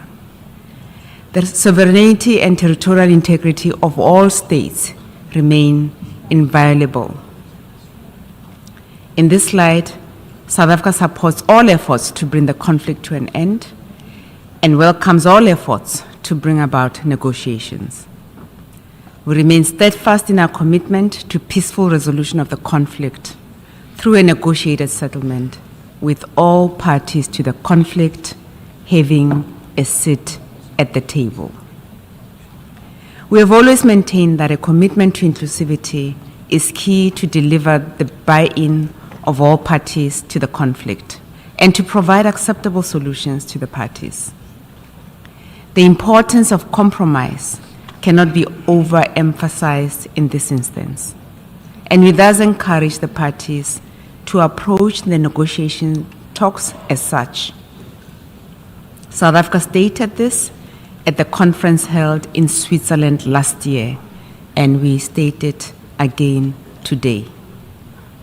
Mr. President, while South Africa acknowledges that the resolution before this Assembly recognizes the centrality of the principles of the UN Charter and that it speaks to a cessation of hostilities, South Africa maintains that the current resolution does not go far enough in terms of inclusivity and creating a positive momentum towards a peaceful negotiation. South Africa reiterates the importance to make real and meaningful progress towards the peace rather than contribute towards further divisiveness. We have had resolutions similar to this over the last 3 years, yet the war continues. As members of the General Assembly, representing the international community, we should, through our words and actions, take actions that promote peace. If we continue doing what we have been doing and it doesn't reap positive results, then we should consider a different approach. We are at the point of inflection in this conflict, with the urgency to seize the momentum towards a negotiated settlement. There is currently an opportunity that is being presented to this Assembly to reflect on their approach to this particular conflict and perhaps take a different path towards peace. It is our view that the current text does not resonate with the renewed impetus towards a negotiated settlement. In conclusion, Mr. President, South Africa urges the parties to the conflict to begin to identify areas of common interest rather than to continue upon divergent ground. It is in this context that South Africa will abstain from this resolution as proposed by Ukraine. I thank you. I thank the distinguished representative of South Africa. I now give the floor to the distinguished representative of the United States. Thank you, Mr. President. Mr. President, the United States urges member states to vote no on the European Union and Russian Federation amendments to the U.S. draft resolution. We cannot support them. These amendments pursue a war of words rather than an end to the war. The attempt to add this language detracts from what we are trying to achieve with this forward-looking resolution, a firm consensus from the members of this body to unite behind a resolution calling for the end to this conflict. We urge other members to join us in rejecting these amendments as we work toward the goal of building a lasting peace between Ukraine and Russia. I would ask all members to remember that the U.S. resolution is not the peace deal. It is the path to peace. Mr. President, if these amendments pass, the United States would consider that the resolution will no longer be able to achieve the consensus of this body on the most solemn pursuit, the pursuit of peace. Neither these amendments nor the resolution offered by Ukraine will stop the killing. The UN must stop the killing. We urge all member states to join us in returning the UN to its core mission of international peace and security. Thank you, Mr. President. I thank the distinguished representative of the United States. Now I give the floor to the distinguished representative of Spain. Thank you, Mr. President. It's been 3 years now since the unprovoked and unjustified and unjustifiable Russian attack against Ukraine, and I'd like to begin by reiterating the firm condemnation of Spain against this act. It is contrary to the most elementary principles of international law in the United Nations Charter, as we have seen in successive resolutions of this General Assembly. Russia continues today with its indiscriminate bombing against civilians and civilian infrastructure that is critical, flagrantly violating international humanitarian law. According to the UN Office for Human Rights, at least 12,000 civilians have died in Ukraine since the beginning of the conflict, very many of them children. These crimes cannot go unpunished. We reiterate the need to ensure adequate accountability. In this situation, Spain has provided and will continue to provide our decisive support diplomatically, humanitarian, and in the area of construction and military support to Ukraine for their legitimate defense. This is recognized by Article 51 of the UN Charter. Bilaterally and as a member of the European Union, Spanish society has also responded with a lot of solidarity for these Ukrainian people. We have welcomed 230,000 Ukrainians since the crisis started, opening up our schools and hospitals and communities to them. In coming weeks and months, Nothing that we insist that nothing that affects Ukraine's future must be done without Ukraine. There needs to be a path towards a just, lasting and comprehensive peace, and that has to include Ukraine. Ukraine and the Ukrainians have to lead their own peace process as heroically they have been defending their country. It has to be Ukraine that will decide on the conditions for the beginning and conclusion of the peace negotiations. The international community cannot allow peace at any price, or for Russia to be rewarded for having attacked a member state of this organization. The peace achieved must be peace based on international law and the United Nations Charter. Otherwise, international order and border stability, not only in Europe but throughout the world, will be in danger. Finally, we once again demand the immediate, unconditional, complete withdrawal of Russian troops from all of Ukraine's territory, from the borders internationally recognized. This is an attack against the principles of the Charter, and it must not continue one day longer. And for all of these reasons, Mr. President, we have co-sponsored and we will be voting in favor of Resolution L10.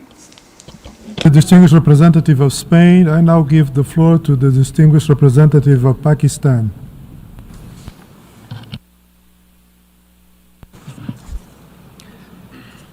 Mr. President, as this assembly meets today, the conflict in Ukraine continues to rage 3 years since it erupted, inflicting unimaginable suffering on millions of people and leaving a trail of destruction and misery. And so far, even as the military and humanitarian crisis has intensified, the pursuit of peace has remained largely absent and elusive. Pakistan is deeply concerned by this conflict that has caused immense human suffering and massive damage to infrastructure, economy, and society. It has had vast consequences for the global economy and particularly for the developing countries. Most ominously, if the hostilities continue, there is an ever-present danger of further military and geographical escalation of this conflict, which poses a clear and significant threat to international peace and security. Pakistan's position on this, as other conflicts, is based on adherence to the principles of the UN Charter, self-determination for peoples, respect for the sovereignty and territorial integrity of states, and non-acquisition of territory by the threat or use of force. Consistent with the Charter, states must also implement international agreements and abide by their respective obligations and respond to the legitimate security interests of all states. Mr. President, Pakistan regrets that the principles of the UN Charter have not been universally or consistently applied. In particular, these principles have been flagrantly violated for over decades in the brutal foreign occupation of Jammu and Kashmir and Palestine. The resolutions of the Security Council calling for the exercise of the right to self-determination by the peoples of Kashmir and Palestine remain to be implemented, imperiling international peace and security. International law and justice must be upheld everywhere.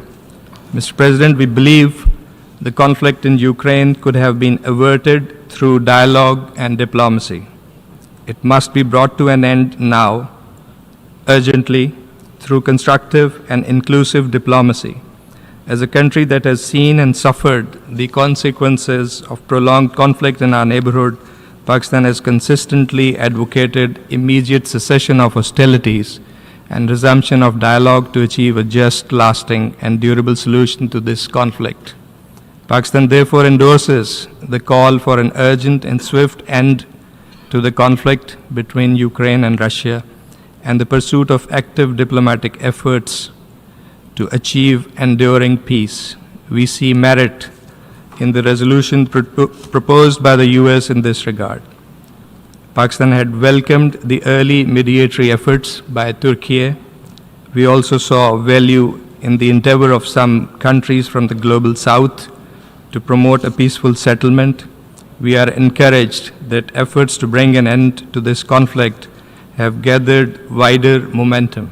We take note of the recent high-level contacts between the US and Russian leadership and commend the role played by the Kingdom of Saudi Arabia in facilitating dialogue and diplomacy. Mr. President, Pakistan would welcome any initiative which helps lead the parties to arrive at a pacific and sustainable settlement of this tragic conflict through constructive and inclusive diplomacy, in full respect for the UN Charter, international law, and relevant multilateral agreements, and which is responsive to the legitimate national security interests of all sides. To this end, Pakistan stands ready to play a constructive role in this assembly, in the Security Council, and in other forums to promote effective and inclusive diplomatic endeavors aimed at bringing a swift end to this conflict in accordance with international law and the UN Charter. As we vote on different proposals today, we hope everyone will come together, united for peace. We must not miss this opportunity. I thank you. I thank the distinguished representative of Pakistan, and I'll give the floor to the distinguished representative of Azerbaijan. Mr. President, after 3 years, the situation in Iran, Ukraine continues to pose a serious threat to peace and security at the regional and global levels. Of particular concern is an increased humanitarian impact as civilians bear the major burden of hostilities. Azerbaijan stands for the earliest peaceful settlement through diplomatic means, in full compliance with the norms and the principles of international law guiding interstate relations, in particular those relating to the sovereignty and territorial integrity of states and the inviolability of borders, and encourage the dialogue between the parties to that end. Thank you. I thank the distinguished representative of Azerbaijan, and now give the floor to the distinguished representative of Canada.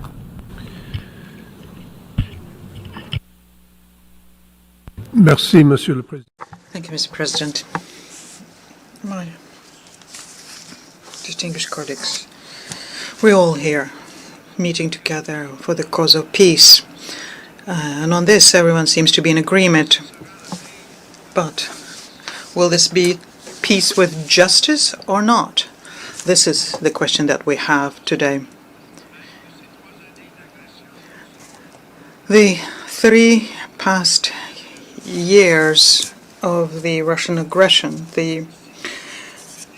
according to the Office of Human Rights, 12,000 people have died. But according to other information, they are drone attacks on Kyiv. More than 10 million people have been displaced. 2 million houses were damaged or destroyed throughout the country of Ukraine.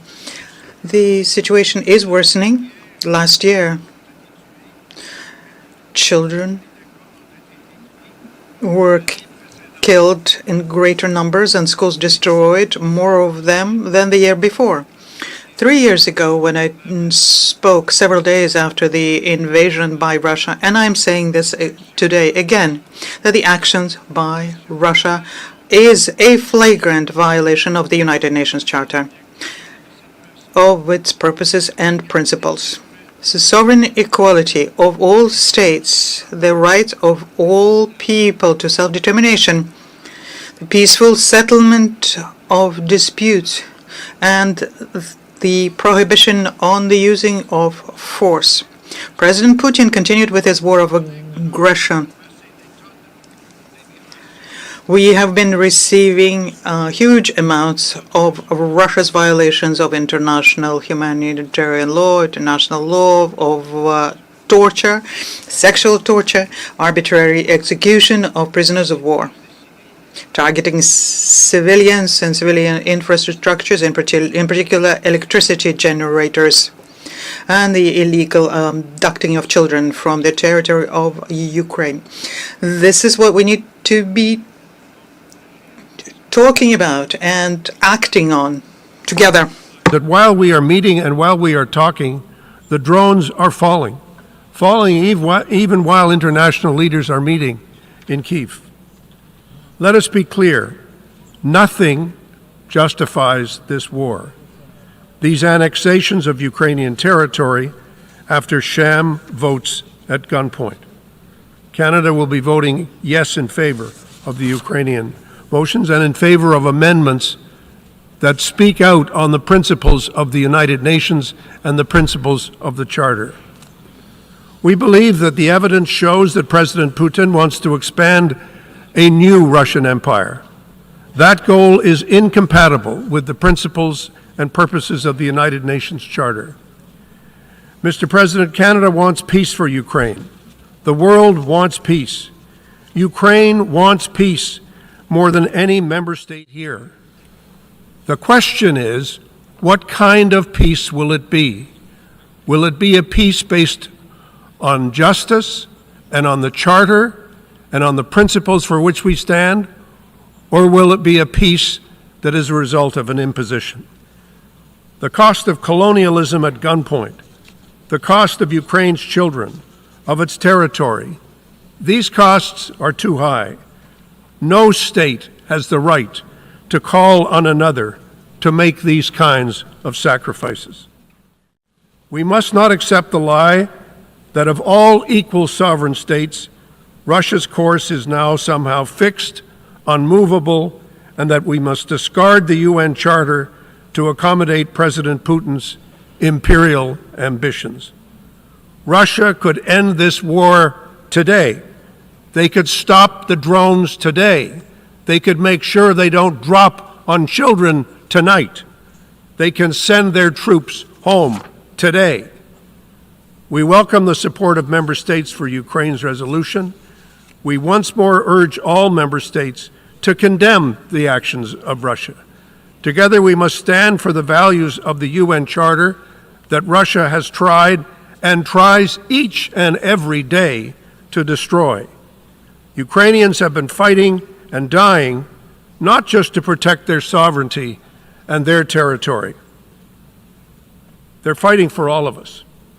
They're fighting to protect the principles that are enshrined in the UN Charter that have, after all, prevented worldwide war for close to 80 years now. The peace that Ukraine seeks, as the Secretary General said yesterday, is a just, a sustainable, and a comprehensive peace. One that fully upholds Ukraine's sovereignty, its independence, its territorial integrity, within borders that are internationally recognized, in accordance with the UN Charter, with international law, and with the resolutions of the General Assembly. Mr. President, as I close, I want to say to the delegation from Ukraine and to the people and government of Ukraine, you are fighting for us all. You are not just fighting for your own country. What you have borne for 3 years is literally unbearable. We are inspired by your bravery, and we must match your bravery with our own courage today. We are standing with you. Canada will always stand up for Ukraine. Thank you very much, Mr. President.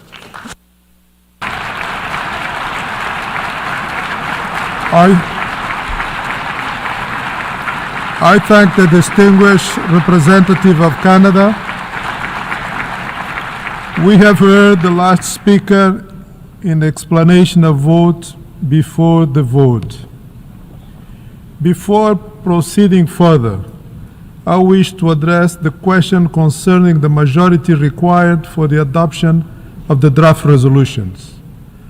I would like to remind members that Rule 84 of the Rules of Procedure provide as follows, and I quote, "Decisions of the General Assembly on amendments to proposals relating to important questions and on parts of such proposals put to the vote separately shall be made by a 2/3 majority of the members present and voting," End of quote.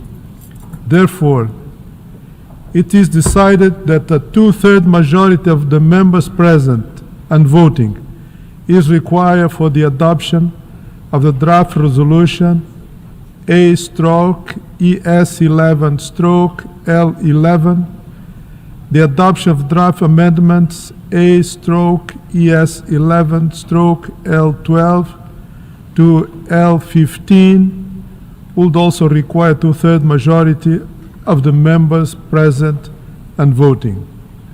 In light of Article 18, paragraphs 2 and 3 of the Charter of the United Nations, is there any objection to taking action on draft resolution A/ES11/L10 and L11 by a two-thirds majority of the members present and voting? I see no objections. The two-thirds majority of members present and voting is therefore required for the adoption of draft resolutions A/ES11/L10 and L11. The two-thirds majority of members present and voting is therefore also required for the adoption of draft amendments A/ES11/L12 to L15.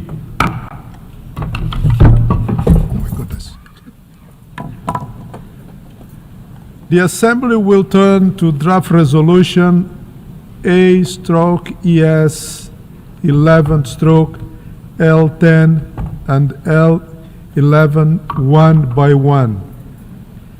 The Assembly will now take a decision on draft resolutions A/ES11/L10 entitled Advancing a Comprehensive, Just and Lasting Peace in Ukraine. A recorded vote has been requested. We shall now begin the voting process. Those in favor of draft resolution A/ES11/L10, please signify. Those against, abstentions. The Assembly is now voting on draft resolution A/ES11/L10 entitled Advancing a Comprehensive, Just and Lasting Peace in Ukraine. Will all delegations confirm that their votes are accurately reflected on the screen?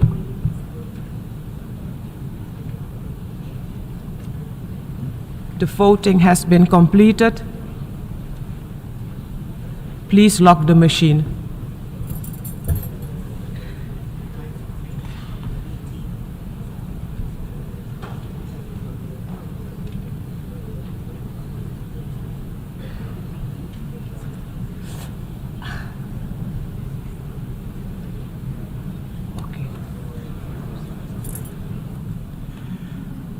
The result of the vote is as follows. In favor, 93, against 18, abstentions 65. Draft resolution A/ES11/L10 is adopted.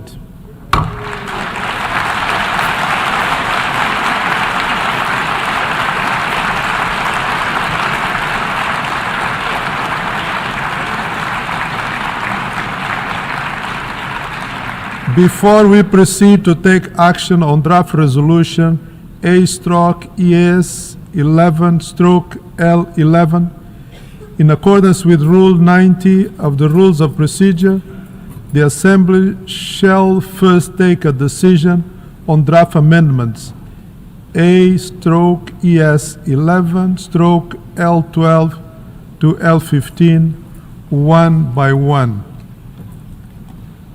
The Assembly will now take a decision on draft amendment A/ES11/L12. A recorded vote has been requested. We shall now begin the voting process. Those in favor of draft amendment A/ES11/L12, please signify. Those against, abstentions. The Assembly is now voting on draft amendment A/ES11/L12. Will all delegations confirm that their votes are accurately reflected on the screen?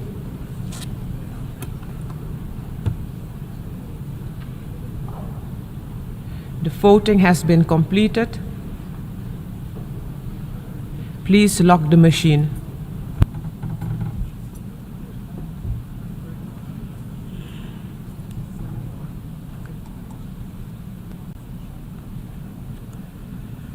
The result of the vote is as follows. In favor, 31, against 71, abstention 59. The draft amendment A/ES11/L12 is not adopted.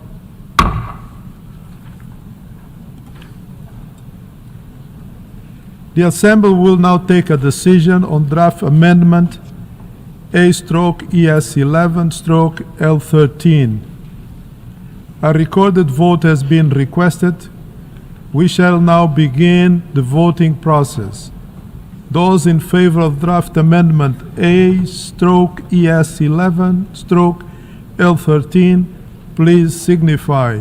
Those against, abstentions. The Assembly is now voting on draft amendment A/ES11/L13.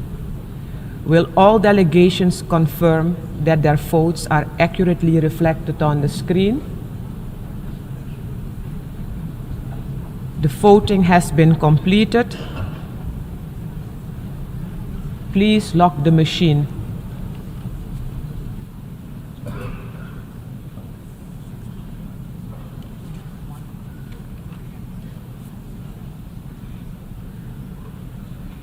The result of the vote is as follows. In favor, 60, against 18, abstentions 81. The draft amendment A/ES11/L13 is adopted.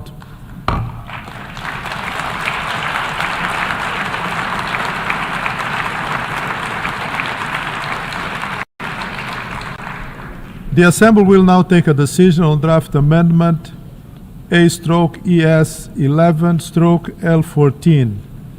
A recorded vote has been requested. We shall now begin the voting process. Those in favor of draft amendment A/ES11/L14, please signify. Those against, abstentions. The Assembly is now voting on draft amendment A/ES11/L14. Will all delegations confirm that their votes are accurately reflected on the screen? The voting has been completed. Please lock the machine.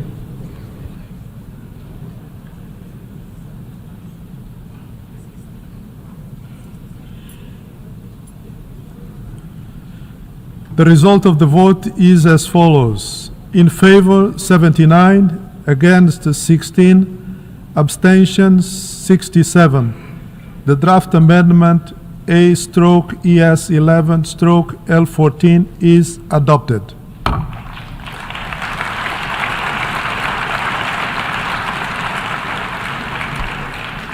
The Assembly will now take a decision on draft amendment A/ES11/L15. A recorded vote has been requested. We shall now begin the voting process. Those in favor of draft amendment A/ES11/L15, please signify. Those against, abstentions. The Assembly is now voting on draft amendment A/ES11/L15. Will all delegations confirm that their votes are accurately reflected on the screen? The voting has been completed. Please lock the machine.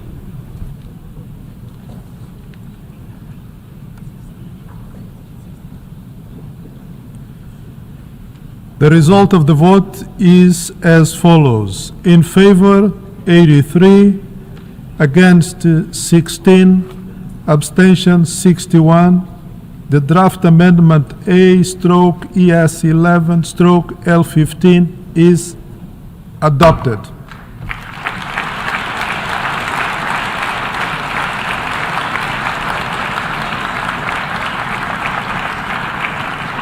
Since the draft amendment A/ES11/L13, L14, and L15 were adopted, we shall proceed to take action on draft resolution A/ES11/L11 as amended.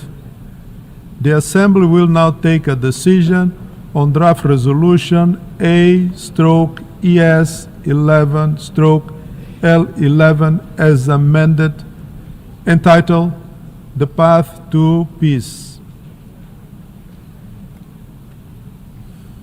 In absence of request for a recorded vote, may I take it?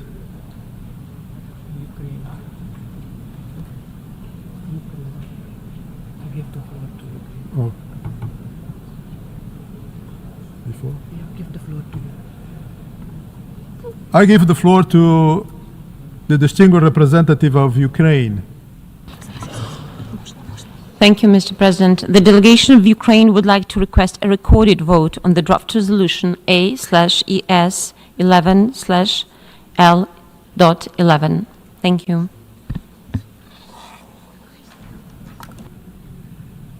A recorded vote has been requested.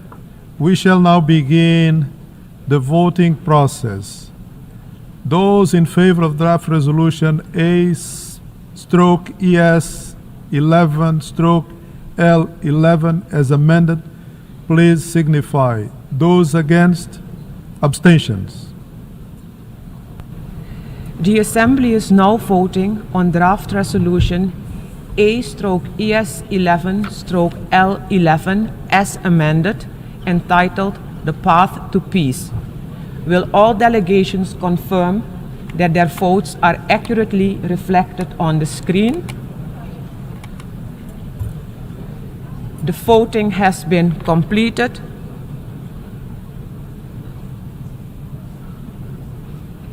Please lock the machine.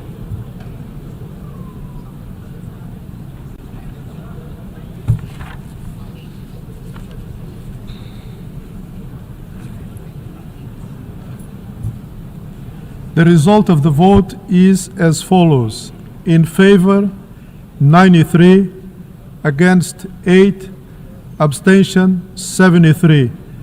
Draft resolution A/ES11/L11 as amended is adopted.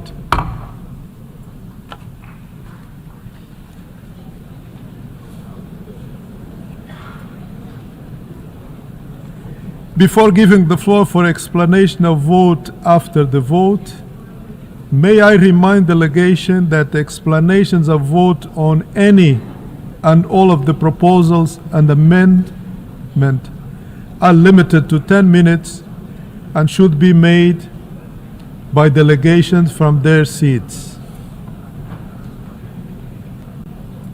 I give the floor to His Excellency Dag Artelius, Deputy Minister for Foreign Affairs of Sweden, on behalf of Nordic countries. Mr. President, I have the honor to speak on behalf of the 5 Nordic countries, Denmark, Finland, Iceland, Norway, and my own country, Sweden. Today, we mark 3 years since Russia's full-scale invasion of Ukraine, a Russian war of choice, a war that Russia could end by a single order from its president. For 3 years, Ukraine has defended its people and shown remarkable resilience. During these 3 years, this General Assembly has repeatedly and overwhelmingly reaffirmed its commitment to the sovereignty, independence, and territorial integrity of Ukraine. Mr. President, no one feels the effects of the war more than Ukraine and its people.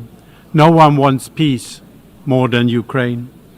But it needs to be a comprehensive, just, and lasting peace, a peace in accordance with international law, including the rules and principles of the UN Charter. Russia and other potential aggressors must now draw the conclusion that violations of international law will pass without consequences. Such conclusions would risk renewed aggression and undermine global security. Russia must be held to account for the crimes it has committed in and against Ukraine, including for the crime of aggression. Let's be clear, this is not a conflict between two parties. This is a war in which Russia, a permanent UN Security Council member no less, is the aggressor and Ukraine is the victim. A fundamental starting point for any conflict resolution is that the injured party be part of the process. Ukraine must be involved in any negotiations. Likewise, Europe must be involved in decisions that affect the core of European security. The Nordic message is clear. Respect for international law, including the UN Charter, must be ensured. UN member states need a world order based on university-agreed rules, not the imperial ambitions of individual rulers. Mr. President, the Nordics were proud to co-sponsor the resolution presented by Ukraine and more than 50 other UN member states. The resolution called for de-escalation, cessation of hostilities, and set the foundation for just and lasting peace in Ukraine. Thank you, Mr. President. I thank the Honourable Deputy Minister of Foreign Affairs of Sweden. I give the floor to the distinguished representative of Thailand.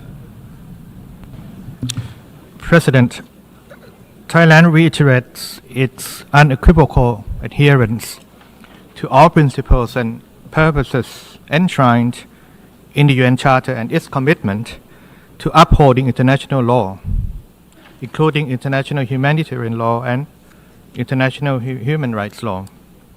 Our votes today reflect such long-standing position. As we convene today, President, 3 years have passed since the conflict began in Ukraine, which has, of course, affected international peace and stability. Thailand remains steadfast in its support for meaningful dialogue aimed at ending fighting and achieving a sustainable and lasting solution to the conflict. We urge all parties to engage in constructive dialogue and diplomacy to resolve the crisis peacefully. Thailand welcomes recent diplomatic efforts toward this end and looks forward to the outcomes which should take into account concerns of all sides. We reiterate our deep concern for the humanitarian situation and reaffirm our collective responsibility to alleviate the plight of civilians affected by the ongoing situation. Civilians and civilian objects must be protected, while all parties concerned must ensure safe, rapid, and unhindered access to humanitarian assistance without discrimination or politicization. On our part, Thailand will continue to support humanitarian efforts for those in need. Thailand, through the Thai Red Cross Society and other entities, has long provided humanitarian assistance to civilians affected by this conflict, including the recent procurement of power generators. President, as a true believer in multilateralism and the rule of law, Thailand is in full support of diplomatic efforts, dialogue, and peace. We join the international community in calling for a de-escalation of conflict, an immediate cessation of hostilities, and a lasting peace in Ukraine at this critical juncture. I thank you.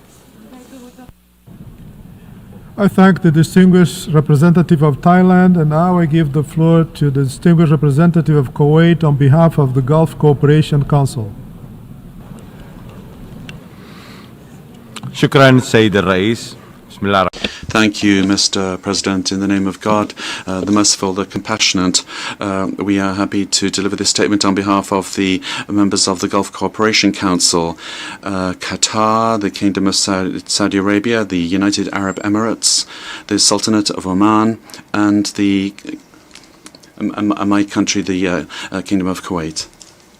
The members of the GCC have abstained from voting on the draft resolution presented by Ukraine, and we've also abstained from voting on the draft resolution presented by the United States. We reiterate our position, firm position, for respect for the principles of international law and the United Nations Charter, which govern relations between member states, as well as the world order that is based on respect for the sovereignty of states and their territorial integrity and their sovereignty and non-interference in their affairs, and respect for good neighbourly relations. In this regard, we would recall Article 2 of the Charter, which says that member states have to solve their various disputes through peaceful means and to abstain from using force or threatening to use force in international relations. In that regard, the members of the GCC reiterate our support for the mediation and dialogue. Brutal genocidal war. While persisting in defending our country until the threat is over, we strive for peace.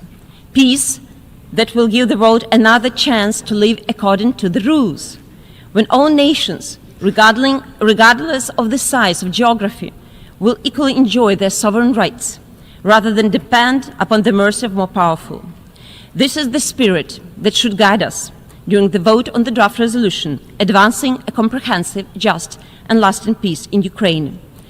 I am confirmed that it will be a vote for peace, for the UN Charter, and for each member state. I urge you to vote in favor of Ukraine's draft resolution. Thank you so much.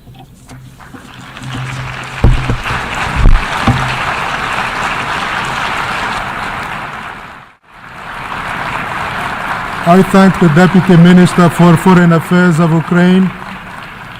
I now give the floor to the distinguished representative of the United States to introduce draft resolution A/ES-11/L.11.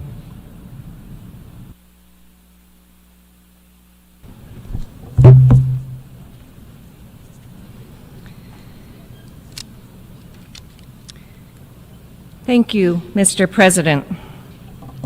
Mr. President, Excellencies, colleagues, today marks 3 years since the escalation of the Russia-Ukraine war. We have all been concerned about the suffering in Ukraine and the war's effects on the rest of the world. Since the start of the war 11 years ago, the United Nations has repeatedly condemned Russia's blatant violations of the UN Charter. Multiple resolutions of the General Assembly have demanded that Russia withdraw its forces from Ukraine. Those resolutions have failed to stop the war. It has now dragged on for far too long and at far too terrible a cost to the people in Ukraine, in Russia, and beyond. Generations of Ukrainians and Russians have died unnecessarily as the war has brought the world closer to a nuclear confrontation. The longer it continues, the greater the suffering for both nations. This war must end now. It is time for member states to return to the purposes and principles of the Charter, mainly to maintain international peace and security, including through the peaceful settlement of disputes. Mr. President, as we gather today on this third anniversary, What we need is a resolution marking the commitment from all UN member states to bring a durable end to the war. The draft resolution submitted by the United States makes this very point. Our draft implores a swift end to the conflict and further urges a lasting peace between Ukraine and Russia. This is what is needed now, and we urge all member states, including Ukraine and Russia, to join us in this effort. A simple, historic statement from the General Assembly that looks forward, not backwards. A resolution focused on one simple idea: ending the war. A path to peace is possible. Mr. President, that is why the United States opposed putting forward another resolution, and that is why we cannot support Ukraine's resolution, and we urge its withdrawal in favor of a strong statement committing us to end the war and work towards a lasting peace. The United States also requests the General Assembly take action on the United States' proposed resolution immediately following consideration of the Ukraine drafted resolution. I thank you. I thank the distinguished representative of the United States. I now give the floor to the distinguished representative of the Russian Federation to introduce draft amendment A/ES-11/L-12. Господин председатель, Mr. President, distinguished colleagues, today we are witnessing historic events. Not every generation gets a chance to see them. In front of our eyes, the multipolar world is taking its outlines. The world that should have come into being 30 years ago at the end of the Cold War, which put a line under the ideological confrontation between the Soviet Union and the West.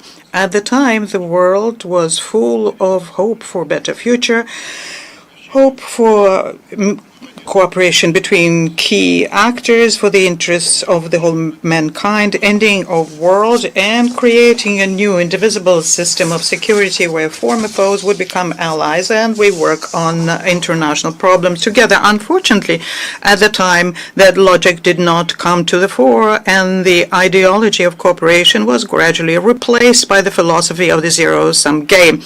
This was not our choice, and we have warned many a time about the dangers this kind of logic contains within itself.